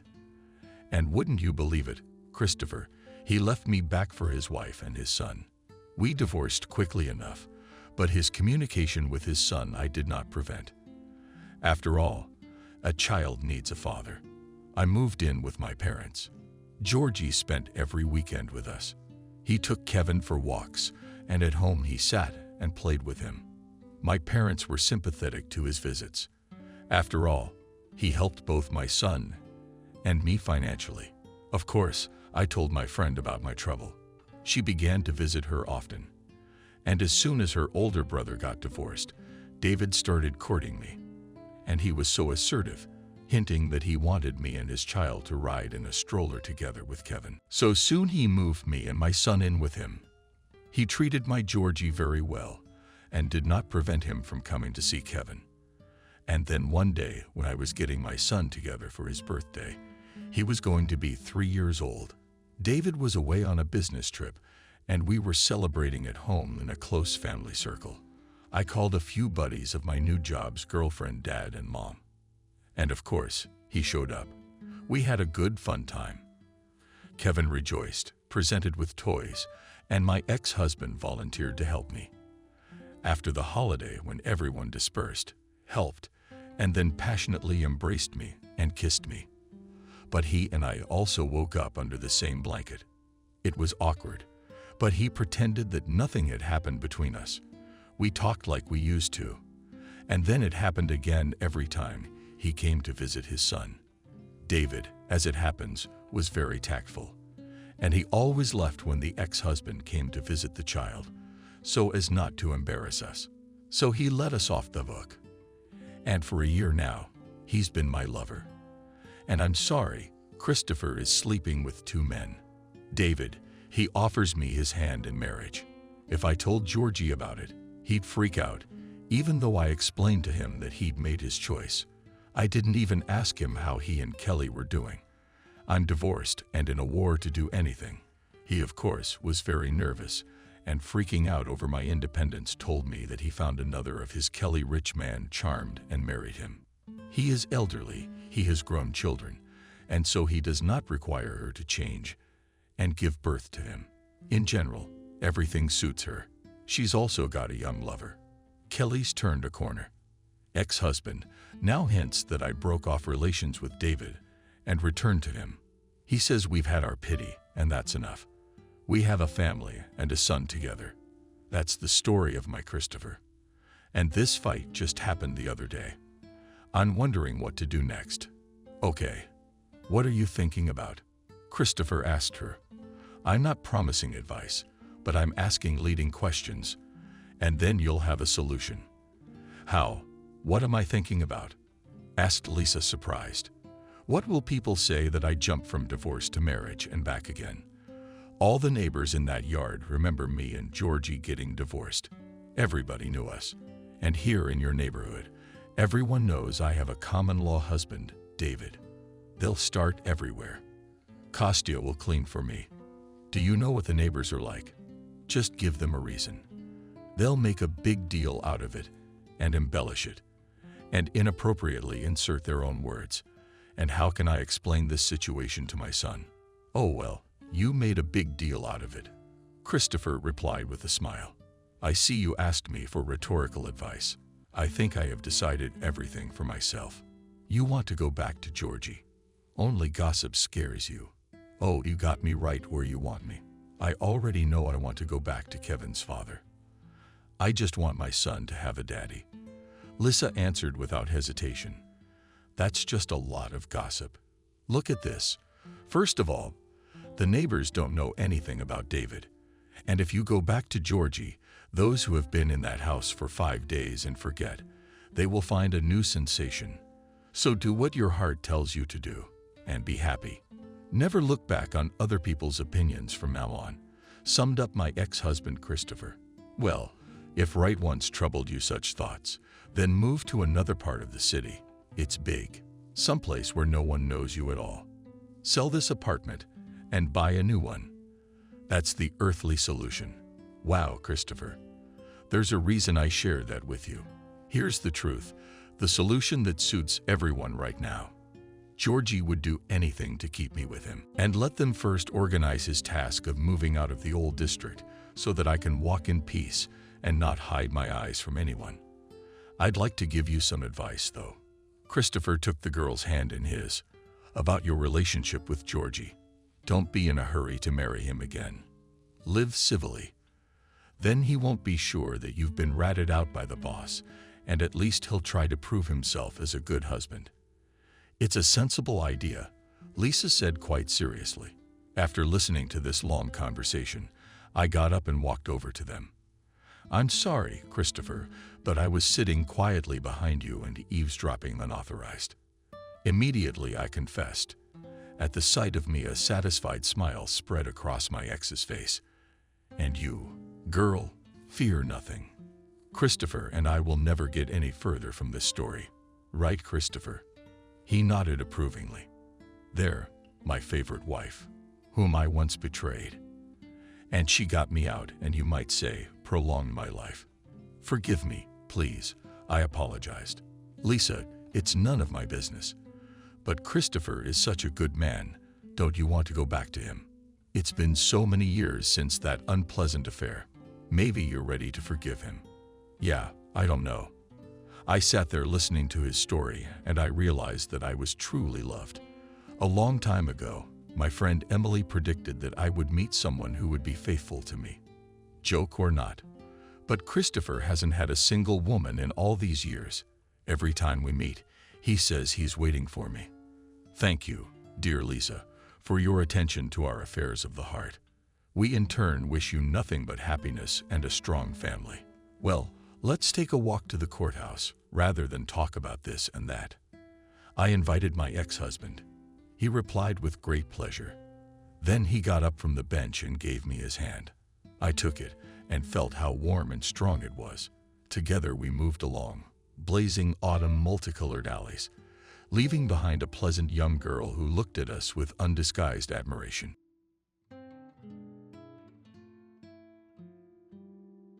Subscribe and click the bell. Happy graduates came on the stage. They were given certificates. Girls were given flowers and boys were given small gifts. Dear graduates, Clara, smiling ingratiatingly, took under her arm a handsome 40-year-old man in a dark, expensive suit who entered the hall. Tonight would not be possible without our dear sponsor, Christian Wilson. Let's welcome him. Flowers and gifts for our graduates, provided by his firm. She was the first to applaud, led him to a place of honor among the guests, and sat down next to him. Pay attention to that girl over there. Nodded the director of the orphanage to the stage. Pretty, relaxed, the pride of our orphanage, a pleasant conversationalist can do a lot. Take a closer look. Not bad, quietly replied Wilson, appraising, looking at the graduate. But it's not the same. I'm tired of pretty faces in their 18, already gone through fire and water. I want a clean girl, not spoiled. She should be rustic, knave, but smart. I asked for a modest, simple girl, preferably pretty. Isabella Davis is invited to the stage. The hostess has announced. Who's that? Squinting, the man asked, scrutinizing the girl, who, smiling embarrassedly, approached the host.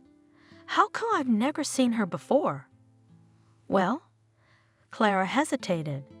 She's so unassuming you wouldn't even look at her if it weren't for graduation. She's pretty sure, but she's very modest. She's a headache. Believe me, she can't do anything.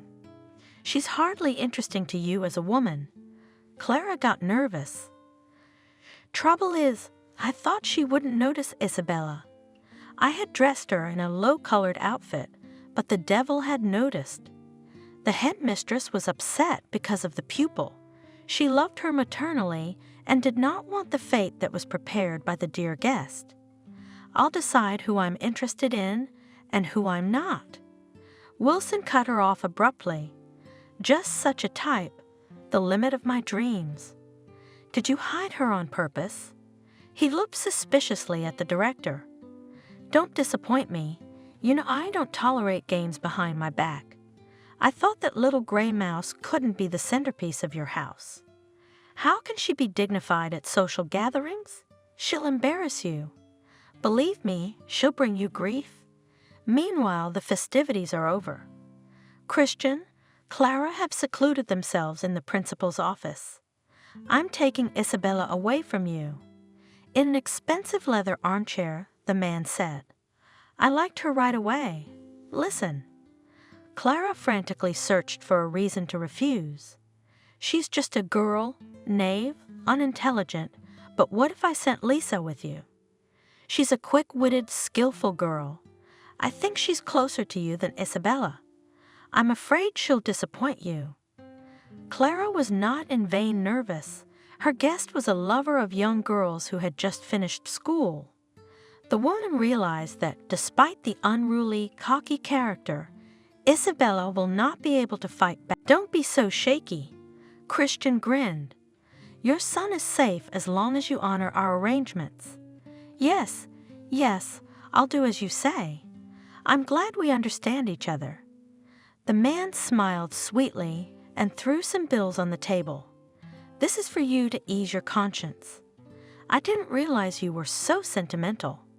If you care so much about this Isabella, it means I didn't make the wrong choice.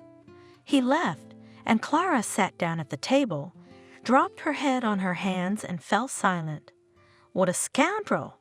What a lecher! She muttered to herself. I am good. I could not defend the girl. My heart is not in place. I am so worried about Isabella. But what can I do? 2 dear people are at stake, and yet my son's freedom is more precious. The way things are, I can't let my child go to prison. And Isabella, God forgive me, I'm a sinner. In the morning, Clara went to the dining room where the inmates were having breakfast. Isabella, come here, please. Yes, Clara. Trustingly, looking into the eyes of the director, the girl replied. The woman looked away, uncomfortable with the upcoming conversation, but Wilson cornered her. And what are those people in strict suits doing here? Who are they waiting for? Isabella asked, entering the principal's office. Isabella. The woman paused. There was a struggle going on inside her, but she knew that the mother would win, and the principal would fulfill the wish of the man who sponsored all the big events at the orphanage. I'm very happy that you graduated from high school. You are the pride of this year's graduating class. I know you have big plans for your future, but you will have to put them on hold. Why? The girl looked at the principal, puzzled. Wilson is waiting for you at his house. Wilson? Our guest from yesterday? Clara nodded. She was visibly nervous. Why does he need me? I don't understand. What don't you understand? The headmaster suddenly shouted in a trembling voice. Didn't you hear anything about him from our girls' graduates? He liked you. I've heard something in passing. Isabella slowly began to realize what had been said. But I don't like him. I don't want to go out with him. One of the girls wanted to go to his house. I don't remember. Let them go in my place. I don't want to be his concubine. You can't refuse." Tiredly said Clara. "He won't give up. If anything, he's made up his mind. I'm not going to go to him. You have no right to force me." The girl rushed to the door, swung it open. The exit was blocked by stout young men. They stared silently at Isabella, ready to twist her at any moment if necessary. She slammed the door shut and turned to the principal. "How can you do this to us? I mean, he's old. Have you sold out for money? You don't understand anything." Clara, nervously biting her lips, wrapped her arms around herself as if trying to keep warm. "He's a scary man and I'm on the hook for him. A few years ago, he saved my son, got him out of jail, my boy's freedom. That's the trump card Wilson is using, and I'm powerless. I can't fight back. He's blackmailing me. One day you'll be a mother, and you'll realize you'd sell yourself to the bald man for your child to be happy. So there's no chance of me getting out of here. Those are his guards at the door. I wanted to spare you from that fate, but he wanted someone just like you. He said he wanted a naive, modest girl, and God gave you beauty and intelligence to ruin. How many girls did he have in his collection? You're the fourth. And where did they go? Do you know what happened to them after they were in the hands of this Wilson?" I don't know anything about their fate." Clara looked pityingly at Isabella. "I haven't tried to find out. So you send 18-year-old girls to a grown man and just forget about their fate. How's that? Doesn't it make you feel bad?" I'm sorry. Tears came to the woman's eyes. They agreed at once. No one resisted. She grasped Isabella's hand and spoke eagerly. If I could stop him, but my son's freedom is in his hands. You will understand me when you are a mother yourself. You'd better accept it. He won't back down. He's a scary man. He'll stop at nothing. Even if I tried to report him to the police, he'd get away with it. It's all been bought." Isabella stood for a moment, looking into the headmaster's eyes. In them, except fear and entreaty, she read nothing else, then pulled her hand out of the hands of Claire, abruptly opened the door and said loudly, "Well, if there's no escaping fate, let's take it as it comes. Let's go, boys." Isabella was returning from school, not far from the house, noticed her grandmother, caught up with her mother, who leaned with her back against the fence, sat looking at the surrounding with meaningless eyes. The girl slowed her step and stopped. Well, stood up like a stumbling block. Vanessa shouted, "Help your mother to the bed. I can't do it alone. You see, she's drunk again." "Lord, when will it all end? Make sense of my foolish daughter. When will you get drunk on this vodka?" Isabella obediently came and took her mother under her arm, but she couldn't hold her and dropped her on the ground. "Oh, you bastard!" Grandmother hit her, dry fist in the shoulder. Quite sensitively, the girl wrinkled from the pain. "You can't hold your mother. Hold her tight." The two of them dragged the mother to the bed. You didn't watch her again. The old woman scolded her granddaughter. "I told you not to let her out of the house. I was at school. How could I watch her?" Justified the girl. "We left the house together in the morning. She said she went to work." "What kind of job?" "She was fired last week. What am I going to do with them?" The old woman cried. "Both of them and their husbands drink like crazy, and you can't help them. Did you go for bread?" "No, I didn't have time. I'll be right back." Isabella ran out of the house, afraid she'd get another beating from her grandmother. "Isabella," a neighbor met her. "There's your father lying by the store. You should pick him up." The girl hurried to the store. Her father was lying on the side, sleeping soundly. "Daddy." Isabella shook him by the shoulder. "You won't wake him up." Some man said confidently, "And how can I bring him home?" The girl was confused. "Don't be sad, we'll help you." The man bent down, pulled her father by the arm and put him on the ground, then picked him up, threw him on his shoulder and dragged him. Isabella ran after him. Receive. Entering the house and breathing heavily, the stranger spoke. He carefully lowered his heavy burden onto the couch, straightened up, took a breath, and left. "Where did you find him?" Vanessa asked, making her father comfortable on the couch. "Outside the store, he was asleep. The man volunteered to help. I didn't even ask." The world is not without kind people. "Did you buy bread?" The old woman caught on. "No, I had to come back because of my father." "You wretch!" The grandmother swung and pulled on her granddaughter's back with the towel she held in her hands. Isabella quickly rushed into the store. "What are you going to kill Isabella for?" A neighbor showed up on the doorstep. "You're out of control," Granny grumbled. "No wonder, parents who do not dry out for a day. The child is not needed at all. Somehow she's still studying well. Another girl in her place would have abandoned everything long ago." "Yes, it's a pity about the girl," the neighbor lamented. "You should caress her. The girl lacks love and affection. One day she won't be able to stand it and will do something. That's why we have to keep a tight grip on her, so that she grows up strictly, or else she'll go down a crooked path like her parents. Wash the floors." She told her granddaughter when she returned from the store. "You've trampled here. I have no strength left." "Okay, Grandma." The girl obediently took a bucket and a rag. "You're driving the girl crazy." The neighbor reproached the grandmother.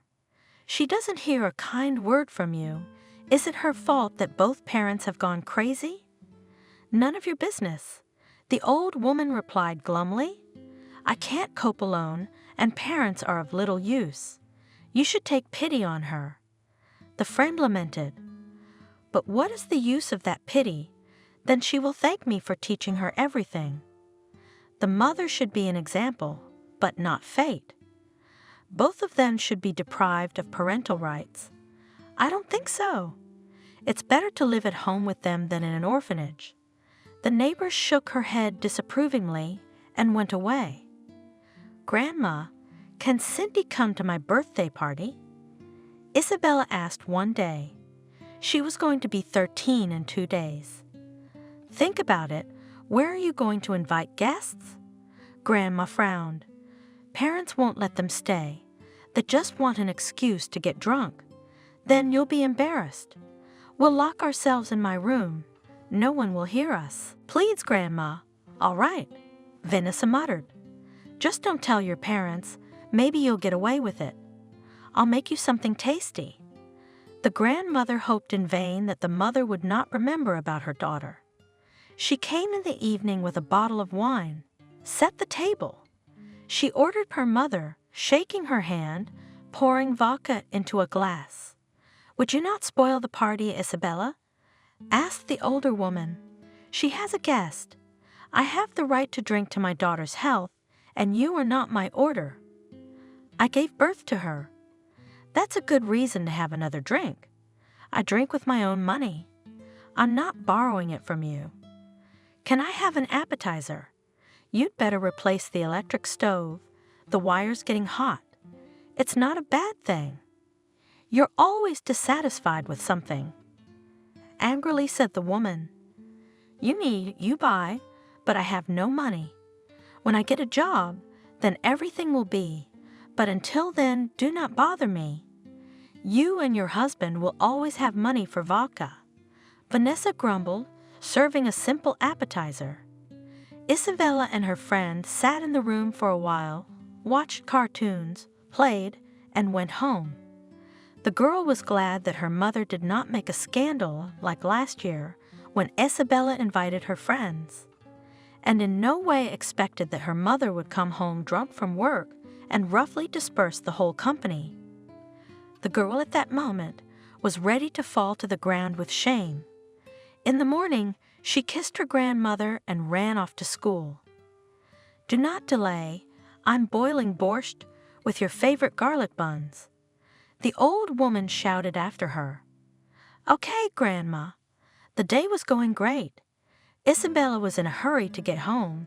She was walking, facing the spring sunshine, and humming a cheerful song to herself. Wow! Approaching the house, suddenly noticed Isabella. An uneasiness stirred in her soul. Was there a fire? There were people in the street, cars, ambulances, firemen. Do you know who has a fire? She asked a woman who was trying to see what was going on up ahead. Isabella. The neighbor looked at her fearfully. Your house is on fire. How? The girl was dumbfounded and rushed through the crowd. Where? Someone called her and tried to hold her back. Don't go to the ashes, stop. Let me go, my mom's there. They grabbed her, held her down. She started to break free. Grandma, Daddy, let me go. Why are you standing there? We have to save her. She screamed, trying to break free from the tight embrace. I have to go to them. Isabella, they're dead. A man's strong arms shook her. You can't go in there, do you hear me? They're gone. Yes, they are. Why are you standing there? Why aren't you helping? They can't be dead. Don't you understand? They're out there. I'll find them. Let me go, please. The girl suddenly weakened, slipped out of my arms, sat down on the grass and wept. She raised her head to the sky. Mommy. The soul-crushing scream rose above the flames and vanished into the sky. Everyone standing around her was heartbroken by the cry. Women wiped their tears with handkerchiefs. Men gritted their teeth and looked sympathetically at the little girl's grief. People were quietly talking among themselves, watching the fire being doused. Suddenly it flared up, and I looked, and it was going up in flames. No one escaped. The firemen came quickly, but there was nothing they could do. They flooded to keep the flames from spreading to other buildings. Do we know what caused it? The cops said it was faulty wiring. Vanessa complained that the electric stove was sparking, but who'd listen to her? All dead. Good thing the girl was at school, or she would have been too. Why did the ambulance come? They thought they could save someone, but there. What a grief! I feel sorry for Isabella. Now she'll go to an orphanage. The girl sat in the grass and stared blankly at the house, tears running down her cheeks. She could not understand that she was left alone, without a home, without relatives. Come on, sweetheart. Someone lifted her up. There's no reason for you to sit here. Come and stay with us until the child welfare authorities get here. You must be hungry. Grandma promised me borscht. Swallowing tears, quietly said the girl. Poor you? Poor orphan. How unlucky you are. The neighbor shook her head. Isabella followed her obediently. Her strength to cry was gone, and there was a persistent smell of burning in her nose. She collapsed on the offered sofa, curled up in a ball under the blanket, and cried quietly. No, I don't believe it. It can't be. Mom, Dad, and the always nagging Grandma. There is no one. How can I go on living? You cry, sweetheart. An old woman stroked her head. You'll feel better. God willing, everything in life will get better. She sighed heavily. The girls were fidgeting in front of the mirror, trying on dresses for the graduation ceremony. The exams were finally behind them. Isabella looked dreamily at her reflection. I thought they would never end. Now we are free. You see, no tutors, no scheduled breakfasts, no getting up, no going to bed, but life will begin. Isabella, you're so beautiful. The girlfriend did not take her admiring eyes off the girl. You say so too. Isabella looked at herself in the mirror. I can't believe we've known each other for only 5 years. Yes, she laughed. It seems like a lifetime. She ran over to Kelly and hugged her tightly. You know, as strange as it sounds, I'm glad you ended up in our orphanage. I was always jealous. You're lucky to remember your parents. Yeah, lucky. I just remember them, always drunk. I never even knew mine. Do you remember when we were friends? Of course I remember. And Isabella got sad. The ritual, the new girl's registration. Everyone was laughing, and I was on the floor with a broken nose. You were the only one who stood up for me. From that day on, no one ever tried to mess with you again. Of course, because you fought like a tiger. Isabella laughed. I'm sorry we have to break up. I'll miss you. But we'll correspond. We'll return phone calls. I'll definitely come visit as soon as I get settled, and you come too. You finally decided to go to modeling school. Haven't you changed your mind? Well, can you imagine what awaits you there? Yes, the girl dreamily spun around the room. It's not for nothing that I earned my portfolio. Tried to participate in all the events. I hope they'll help me get through the competition. Yeah, with your looks, you could be an actress, not just a model. Juliet would be amazing in your performance. In our amateur talent show, you're unrivaled. Don't exaggerate. Isabella was embarrassed by the flattery. We have a lot of talented kids here. Thanks to her, my literacy is invisible. She made me participate in all Olympiads and events. Lucky you, Isabella. You know what you want to get out of life? Well, Isabella hugged her friend. Why are you so sad? We'll be fine, and you'll find yourself. Shall we go to the auditorium? They're giving out diplomas now. They say Wilson has prepared such presents for us. I can't wait to see them. The girls went to the auditorium that were already in full swing handing out certificates. Look, whispered in my friend's ear. Wilson here at the age, and yet nothing like that. Attractive and in good shape, his peers have long since grown their bellies, and this one is watching himself, and still that walker, not a single beautiful woman will not miss. The girl laughed, and still not married. I'd like to see the one he will marry. Who is she, anyway? Isabella asked, looking at the tall, broad-shouldered man with the piercing look in his blue eyes. You're crazy. The girl was surprised. This is the local patron of the arts. Everything we have in the orphanage is his merit. He gave us a computer class last year. Look at him. He's very handsome. Many of our girls have a crush on him. Uh-huh, agreed Isabella. But it's old. What do they see in it? You don't know anything about men. At this age, they are at their best. And what does it matter how old he is? Hotly whispered in her ear friend. If he has money, chickens do not peck. Anybody with him, like behind a stone back, a dream, not a man. How do you know? Isabella looked at her friend suspiciously. We're waiting for Isabella Davis. The girlfriend suddenly heard. Go. Isabella pushed Isabella, the girl. It's your turn. Imagine you're on the runway. Show everyone what the first beauty of our orphanage should look like. Let them gasp at your attractiveness. The girl walked to the stage. Returning to her seat, she felt the stares on her. Wilson was looking at Isabella in a way that made her uncomfortable. Why is he looking at me so strangely? She thought, and shivered under the predatory gaze of his blue eyes. It's like he's undressing me. I wouldn't want to be alone with him. Huh? She restrained herself. I thought, why would he want me? But Isabella was not mistaken. Christian was staring at her with a greedy gaze. I must have her. The man thought, gazing at the girl. Very nice. He smiled, satisfied, anticipating a night in the arms of the young beauty. Isabella felt uncomfortable. in the company of 3 scowling, taciturn men. Where are we going? The girl could not bear the long silence, trying not to show how frightened she was. Christian's country house. The man was silent.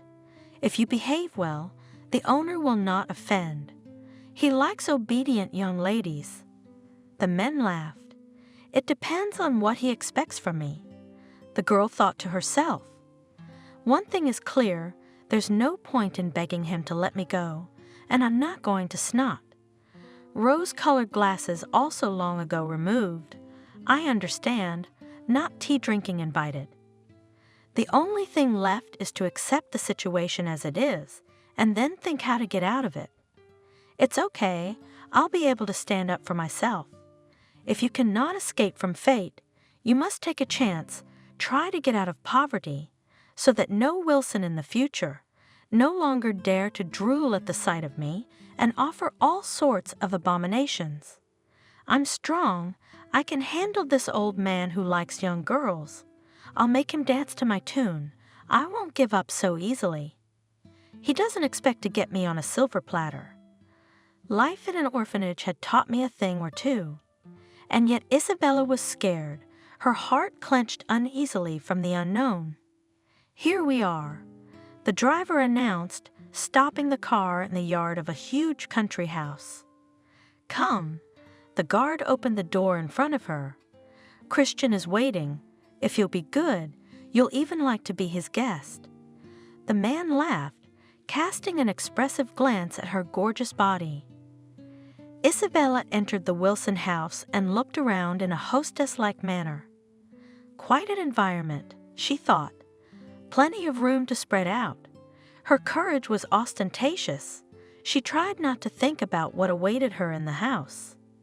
Isabella! Christian, opening his arms, went to meet his guest. I'm glad you agreed to accept my invitation. I'm honored. You may not believe me, but when I saw you on stage, I realized that this is the woman I have dreamed of all my life. You captured my heart from the very first minute. I promise you won't regret coming here. As I approached her, I grabbed her in his arms and began to cover her with passionate kisses. Christian.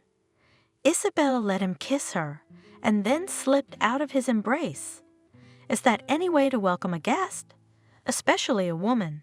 She smiled slyly, though her insides trembled with fear and loathing. The man stared at her, puzzled by the question. What do you mean? Where are the flowers, the champagne?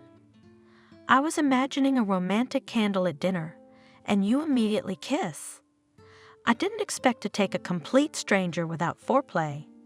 I'm told you're a skillful lover. We should get to know each other a little first, and save the best for later.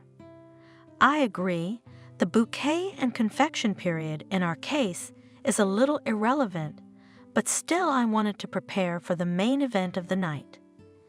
Yes, he mumbled something under his breath. I wasn't thinking. It's a very important day. I'm entering adulthood. You're my first man, and I'd like it to be beautiful. Why are you in such a hurry? I'm here. I'm not going anywhere. What are you doing? Eh? She playfully poked him in his slightly bulging belly with her finger. Did you want to save money on me? Or did you want to get me in bed right away? Is that really all you can offer me on a first date? She was on the edge of her seat, fear of the unknown forcing her to act brazenly. Isabella grabbed his tie, pulled him toward her. She didn't think that such an experienced lover would decide to dispense with the love game. The girl wrapped the tie around her fist. Christian blushed. It became hard for him to breathe.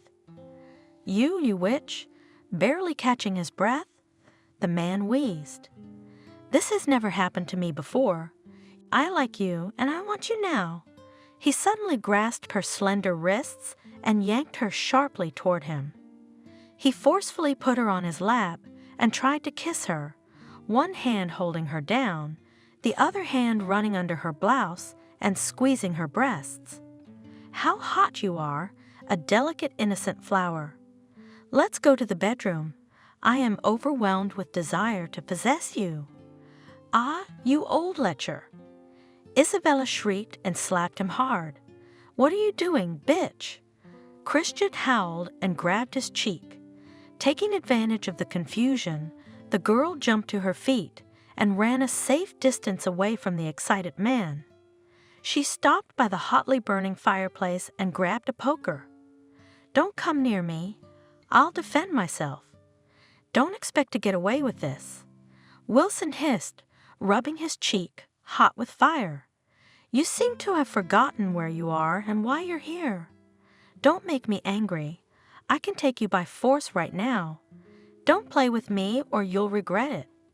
I don't want to, she shouted, looking at him with a burning, feverish gleam in her eyes. How do you want it, my dear? He smirked. Rose petals in bed? Light music? Soft whispers and poetry reading until morning? I'm past that age. I prefer to spend my time making love. That goes without saying, but not now. The girl sat in the chair across from Christian. I propose a wager. A wager? Christian's eyes widened. Do you realize who you're offering this to? Isabella remembered a conversation with a friend who said that Wilson was a gambler. Yes, the girl declared defiantly. You're a gambler, but if you sleep with me, what's the interest? In a week at the most, you'll be satiated and kicked out of the house. Thank you if you'll pay for the first night in bed with a virgin. Naturally, I'll thank you. Insert man. No woman would accuse me of being stingy. Money, jewelry, I am a generous lover. That's understandable, but I suggest you entertain yourself in another way. Admit it. Do all your days resemble one another? Perhaps. Christian is wary. You boast that women never complain about you. I've heard that many try to get your attention and swear eternal love just for the money. You buy women, change them like gloves, and not one has ever said she loved you out of her heart and not for wealth. Yes, everyone's happy to be in your bed. I don't see where you're going with this, do you? Wilson frowned. He was beginning to be annoyed by this willful girl. But I'm not one of them, and you're not my type. That's not the kind of man I've seen around me. Isabella paused meaningfully. But if you manage to make me love you, I will become yours without any additional conditions. Do what you want with me then, and when I get bored, you can throw me out on the street. And the second condition? But if you yourself fell in love with me to unconsciousness, then I will still become yours, but only through the registration of marriage. You will make me your lawful wife, with all the consequences. Wilson laughed out loud. Do you know that I never lose? We'll see about that. The girl grinned. Don't hope that the problem is so easy to solve. But I still don't understand. What is the bet? You'll be mine either way. He accepted her game. She hooked him, and the excitement of the gambler flared up in him. He liked the girl more and more. That's true, but everything must be consensual, without coercion. Those are the only terms we'll agree to with you. Do you agree? To hell with you. Wilson waved his hand. But now I want to make love to you. I've already put this moment off for too long. I didn't bring you here for a heart-to-heart. He made an attempt to get closer to her. No. Isabella gestured for him to stop. Nothing can happen between us now. You yourself agreed to my proposal. For the rest of the bet, no bed. We agreed to make love consensually. Are you ready to sign off on your own loss? That doesn't sound like you. So now we're going to separate rooms and that's it? Of course. Isabella explained impatiently, like an unreasonable child. That's the point of our pact, to fall in love for real. And then either you get me or I get you. And at the end of the bet, we'll have a long married life. You won't lose anything at all. You'll only get me a little later. but you'll taste the victory when it's over. An unforgettable night in the arms of a virgin. What, Mr. Wilson, is it weak? Squinting, the girl asked. Not a bit. The man replied defiantly. How long do you suggest? 3 months. How? Enough time and your experience of seduction, young fools, to win my heart? Or have you already lost your youthful vigor? That you can't do anything but skim off the cream by sleeping with an innocent girl. And I thought I was an alpha male, a heroic lover. But in reality, alas, a banal suitor, unable to give pleasure to a woman. You know, haven't hit a nerve. The man was sure of his victory. Wait, you'll still be at my feet, lying at my feet, begging for love and tenderness. He thought, you'll be begging me not to leave you. Well, the offer is tempting. Christian said slowly, my life has lacked spice. The reward for the tedious 3-month wait will be an unforgettable night with you. Without doubting my success, the more I really won't lose anything. Just 3 months and you're mine. So, do we have a deal? Isabella held out her hand to the man. Deal. He shook it with his strong hand. And you yourself will be able to endure 3 months? The girl was silent. You won't. Isabella grinned to herself. I'll never love you, and I'll never be your lover. I'm not likely to win over a man so adept at lovemaking. I just need to buy time, and then I'll decide what to do next. Little fool, you don't know I've never lost a game in my life. Wilson thought, looking at the girl with eyes darkened with passion. With what pleasure he would now undress her and show her what he could do. But he decided to see what would come of the bet. And you agreed to her terms? Laughed at him Buddy when Christian, over a shot of cognac, a few days later told him about the pair. Yes, I agreed to endure these months. It's worth it. You don't realize how seductive she is, and you hope she'll fall in love with you. I do. Arrogant, Wilson declared. You know I'm an expert in female psychology. In a month at the most, she will surrender to the mercy of the winner, and I will triumph, having gained power over this little girl who thinks herself a seductress of men's hearts. In fact, I'll be her first man. Christian? His friend looked at him suspiciously. Have you fallen in love with your prisoner? Even if I do, the man said evasively, the reward will not be long in coming. She's still mine. And you're ready to take her to register the marriage? That would be fun. Wilson laughed, but I haven't decided whether I'm ready to give up my freedom for another pretty face. Although I must say she is clever. Isabella, however, has hit a nerve, Christian. Hoping to knock her down with the romance of a summer evening, he decided to organize a fancy dinner on his yacht. She wouldn't be able to resist. He told the captain, no matter how hard she tries to play hard to get, she will not be able to remain indifferent to a ride on a luxury boat. I'm sure. The captain smiled understandingly. She will reciprocate. No frills, he ordered the chef. A girl from the orphanage will feel uncomfortable. Champagne, appetizers, fruit, dessert. I got it, Christian. Anything else? Captain, have the deck decorated with balloons and musicians. I want some light music. We'll walk along the coast. The girl will love it. I got it. Captain trumped. Should we count on a night? No. For 3 to 4 hours, I think for the first time is enough. She will dance with joy. The man grinned. What has she seen in her orphanage? Let her see how rich people live. I hope she'll appreciate my impulse. No one has ever been indifferent to an evening spent on a yacht. I think she'll be no exception. The night before the party, Wilson checked everything, made sure his orders were followed exactly. Isabella, I want to invite you to dinner.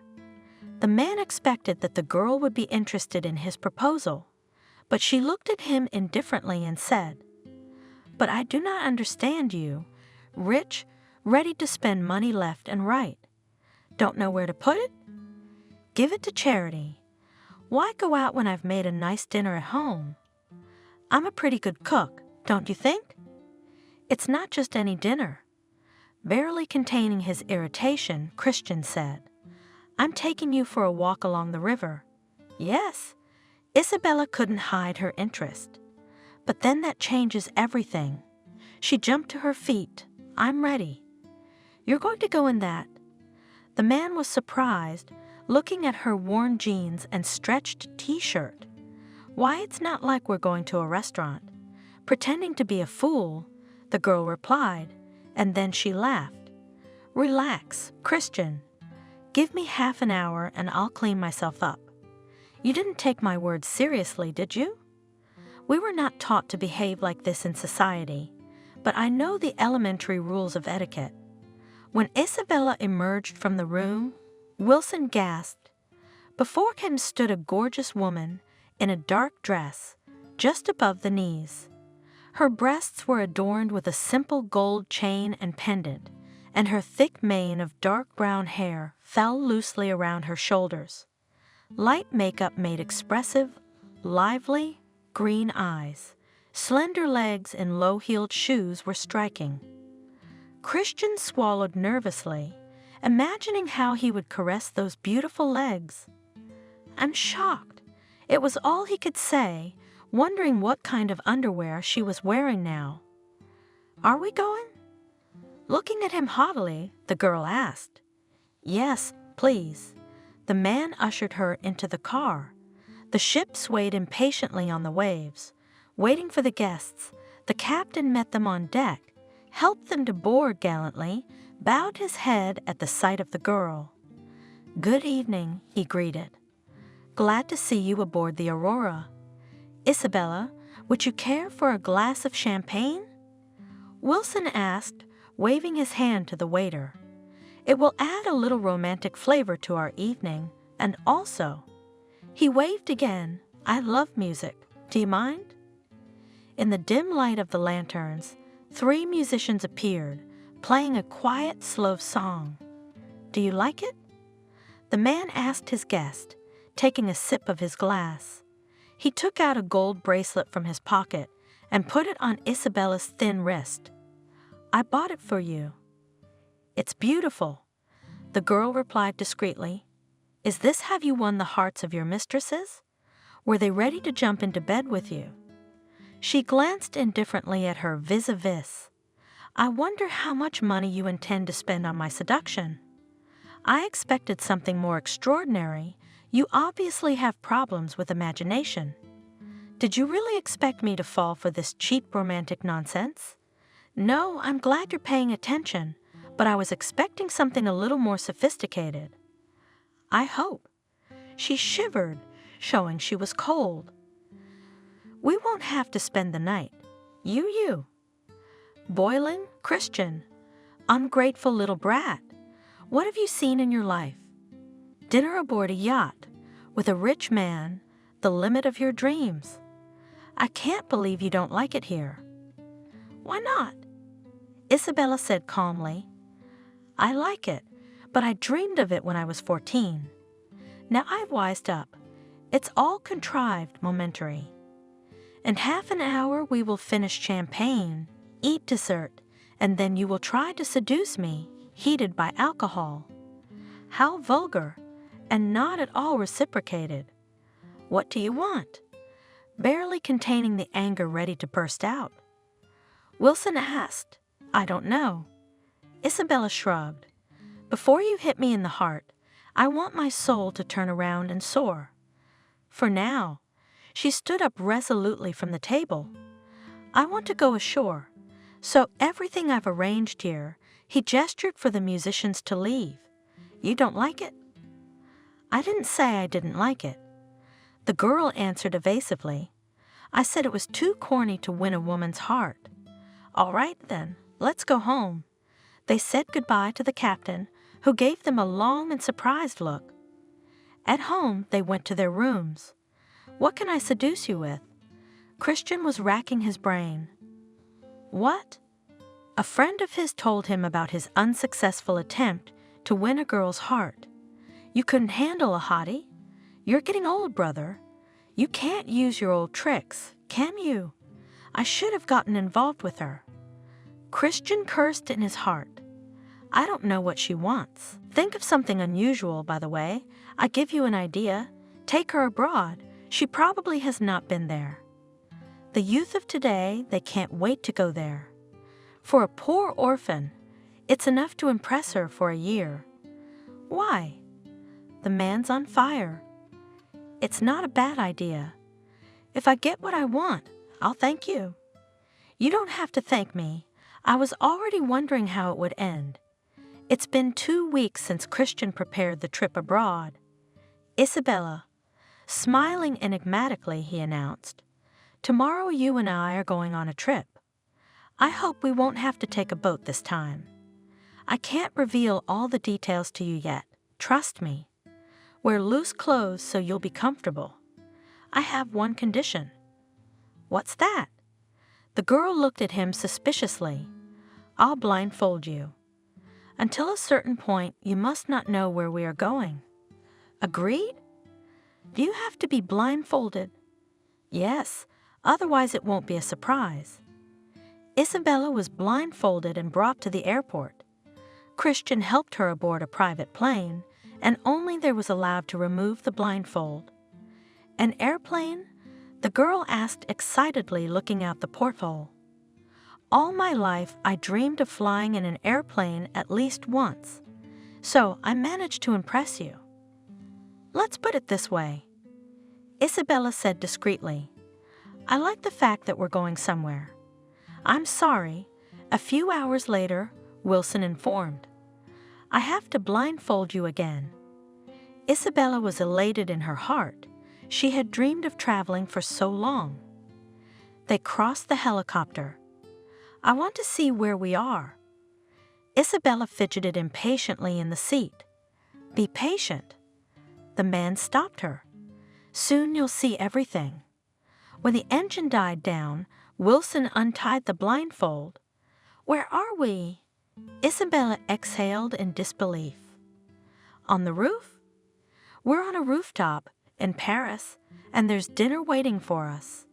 He held out his hand to her and led the way. The girl's breath was taken away by the beauty. The city was visible as in the palm of her hand. The warm wind was developing her dark hair. It was a little scary, but Isabella didn't give any sign. "Callie will not believe that I saw the Eiffel Tower with my own eyes," the girl thought. Her heart fluttered with joy, but she didn't want to admit that she was overwhelmed by the incredible adventure. Christian seated her at a table. A waiter appeared from somewhere with a bottle of wine. Another brought hot food. The waitstaff tried to be discreet. "Do you like it?" the man asked, seeing how her green eyes lit up. "I can't say I wasn't moved. It's a little trip," Isabella said. "But I don't understand. Why spend money on meaningless things? I wanted to do something nice for myself. To throw so much money away for an hour's dinner? That's just stupid. Are you trying to make me angry on purpose?" The man spoke softly in a voice that didn't bode well. "Yes, anyone in your place would kiss my feet after such a trip and pray to God for me. I don't see a queue of people falling at your feet in the house." The girl sneered. "Don't forget yourself." He flared up. "I can take you back to where I got you. I'm sick of your antics. So you're admitting defeat? What are you trying to do?" "I'm waiting for you to admit you lost my bet. Where's that famous seduction technique you've been bragging about on every corner? All you know how to do is throw money around. Of course, what better way to impress a silly orphan than with crisp bills? That's all you're capable of. It doesn't bother me. But that's it. I'm sick of you." Christian turned white with anger. "We're going back immediately. I didn't know you were so nervous." Looking regretfully at Paris lying at her feet, the girl said, "If we are here, Why not enjoy the view of the City of Lovers? If I am not mistaken, it is also called the City of Lights. The walk along the rooftops was over. The man's up. You ruined it. A few hours later, they were home. You won the bet. The man announced, I'm trying to shake you up, and you're like an impregnable fortress under siege. Everything's wrong with you. Everything's wrong with you. You don't like jewelry. You don't like flowers because you have to throw them away. I don't understand what you want. Any woman in your place would have been happy to share my bed, but you persist in pretending indifference. I don't want to continue this game. I'm sick of it, and I don't want to see you either. So pack your things and get out of my house. Everything I gave you, keep it, and get the hell out of here. I want to forget you like a bad dream. Don't you ever set eyes on me again. If you say so. The girl shrugged her shoulders. Don't be afraid. I won't tell anyone that you can't impress a modern woman with anything. If you say another word, clenched his fists, gritted through his teeth, Wilson. I will not vouch for myself. Will you allow yourself to hit a woman? She made big eyes, and her heart sank into her heels at the sight of the enraged man. Isabella did not try her luck, silently packed up and left. Well, what have you achieved? She pondered, walking through the streets of the city. Left at a broken trough, what to do now? In the most difficult moments, she dialed a familiar number. Hello, girlfriend. Isabella. She heard a cheerful exclamation on the other end of the line. I was so afraid for you. I thought you weren't answering your cell phone. What if something terrible happened? I've heard such horror stories about your Wilson. He's not mine. Isabella cut it off. Don't listen to the gossips. Tell me, how are you doing? I'm wandering around town, wondering what I'm gonna do. Christian kicked me out the door. That's news. Kelly was amazed. What are you thinking about? Coming to the orphanage? Or do you want to go back to him? You know, I think he fell in love with me like a boy. I got what I wanted. I made him lose his head. That's why he's mad. What about you? What about me? I don't even like him. Then what are you thinking about? Come back. You'll be welcome here. What am I going to do there? It's too late to go to college. I can't find a place to live right away. Wilson left me some money, of course, but how much is enough? And anyway, why am I showing off? Suddenly, she said, marriage to such a man would open many doors. A modeling agency certainly wouldn't be an obstacle. Isabella, are you crazy? You don't love him. Can you imagine what it's like to live with someone you don't love? So what? I don't care if he loves me. I'm looking forward to marriage with him. I don't recognize you, friend. The girl said sadly. You've never been calculating. I didn't expect to be ambitious myself, but with his help I was able to realize all the plans I had made in the orphanage. Aren't you happy for me? His money will open any door. Isn't that what we dreamed of? Are you really willing to live with a man you don't love? His love is enough for the two of us. Isabella shrugged. I've been tormented by doubts, and now that I've talked to you, I'm sure I must go back to him. Isabella, come to your senses, wailed her friend. I know what I'm doing. I'm thinking more rationally now than ever. Bye. Thanks for listening. Isabella hurried home. She hesitantly opened the door, afraid of being ostracized, and reappeared. Wilson was sitting at the table. A bottle of whiskey stood beside her, almost half empty. And that's you? The man looked at her with a cloudy stare. Why did you come here? To make fun of me? Yes, you failed. Who doesn't? I came to tell you that I've agreed to marry you. An unexpected decision. He grinned wryly. I lost, didn't I? If you remember, there was a second part to the bet. If you fall in love with me, we go to register the marriage. You do love me, don't you? What does that change? It changes everything. I agree to be your wife. You haven't changed your mind about marrying me, have you? Change your mind? Christian sobered up immediately. Yes, I've been dreaming of calling you my wife for months. He reached into his jacket pocket and took out a gold ring with a large diamond. You see, I even bought a ring for my future wife. I didn't think it would come in handy so soon. He stood up, walked over to Isabella, took her hand, and put the expensive ring on her ring finger. Will you marry me? Yes, Isabella answered decisively. Though it felt as if she had jumped into a whirlpool. Isabella, hello! Hear the woman in the phone, a familiar voice of a friend. Hello, sobbing Isabella answered. Are you crying? Kelly was worried. I hate him. The woman confessed. He ruined my whole life. He hit me. Again? Terrified, exclaimed the girlfriend. Yes, Isabella cried. He came in drunk. I just asked him where he'd been all night, and then he started. He yelled that it was none of my business, and then he hit me. Good thing my son didn't see. I don't understand what happened to him. You always said he loved you. He did, but then it went away, and it all started when I had Brian. He still can't forgive me for finishing college, and I wanted to study. I wasn't going to bury myself in housework. He didn't like it. Good for you for not giving in and finishing your degree, even if it was by correspondence. It's a popular specialty, finance and credit. If something happens, you can always provide for yourself and your son. That's when we started to have disagreements. He was jealous of every pillar. You should have seen how mad he got when I hired a nanny for our boy so I could study. That's when he started hitting the bottle. He'd get drunk. He'd get out of control. The first time he hit me was when I accused him of cheating. You should have heard the way he screamed. I thought he was gonna kill me. Since then, he's never been shy about laying a hand on me. I don't envy you. I think I'm happy.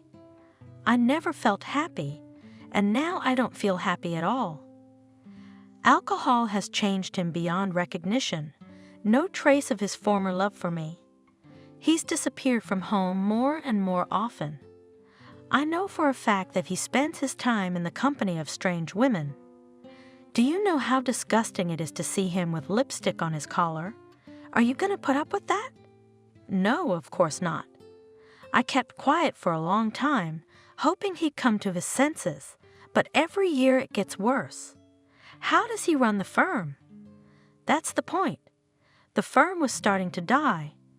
I realized if I didn't take over, we'd go bankrupt sooner or later. You're doing great. You're going to do great. Yeah, but I've never worked a day in my specialty. So what?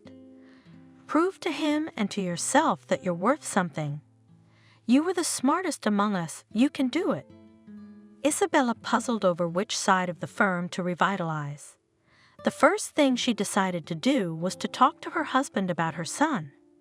Christian, I need to consult with you. Having had a moment when he was relatively sober, the woman spoke. What do you want from me? He was irritated, his head ached, he wanted a drink, but Isabella had locked herself in the study with him and wouldn't let him have one. Give me a drink, demanded the man. No, the woman said firmly. Let's talk first. You didn't get anything mixed up. What are you doing bossing me around? Have you forgotten where you belong? I might remind you, if you don't listen to me now, we both risk the abyss. She bravely endured his ominous stare. Well, speak, yes, quickly. I want to send my son to study abroad. What on earth are you talking about? The Christian burst into a fit of rage. I will not give my consent. You'll have to agree. Isabella said calmly, I'm sending him away because I don't have the opportunity to pay much attention to him. Explain? If you don't know, our firm's business is bad. You don't have time to deal with it. You've had other interests lately." The woman sneered. "None of your business." Christian snapped at her. "I'm fed up with you. Do you think I've forgotten that you decided to study without consulting me?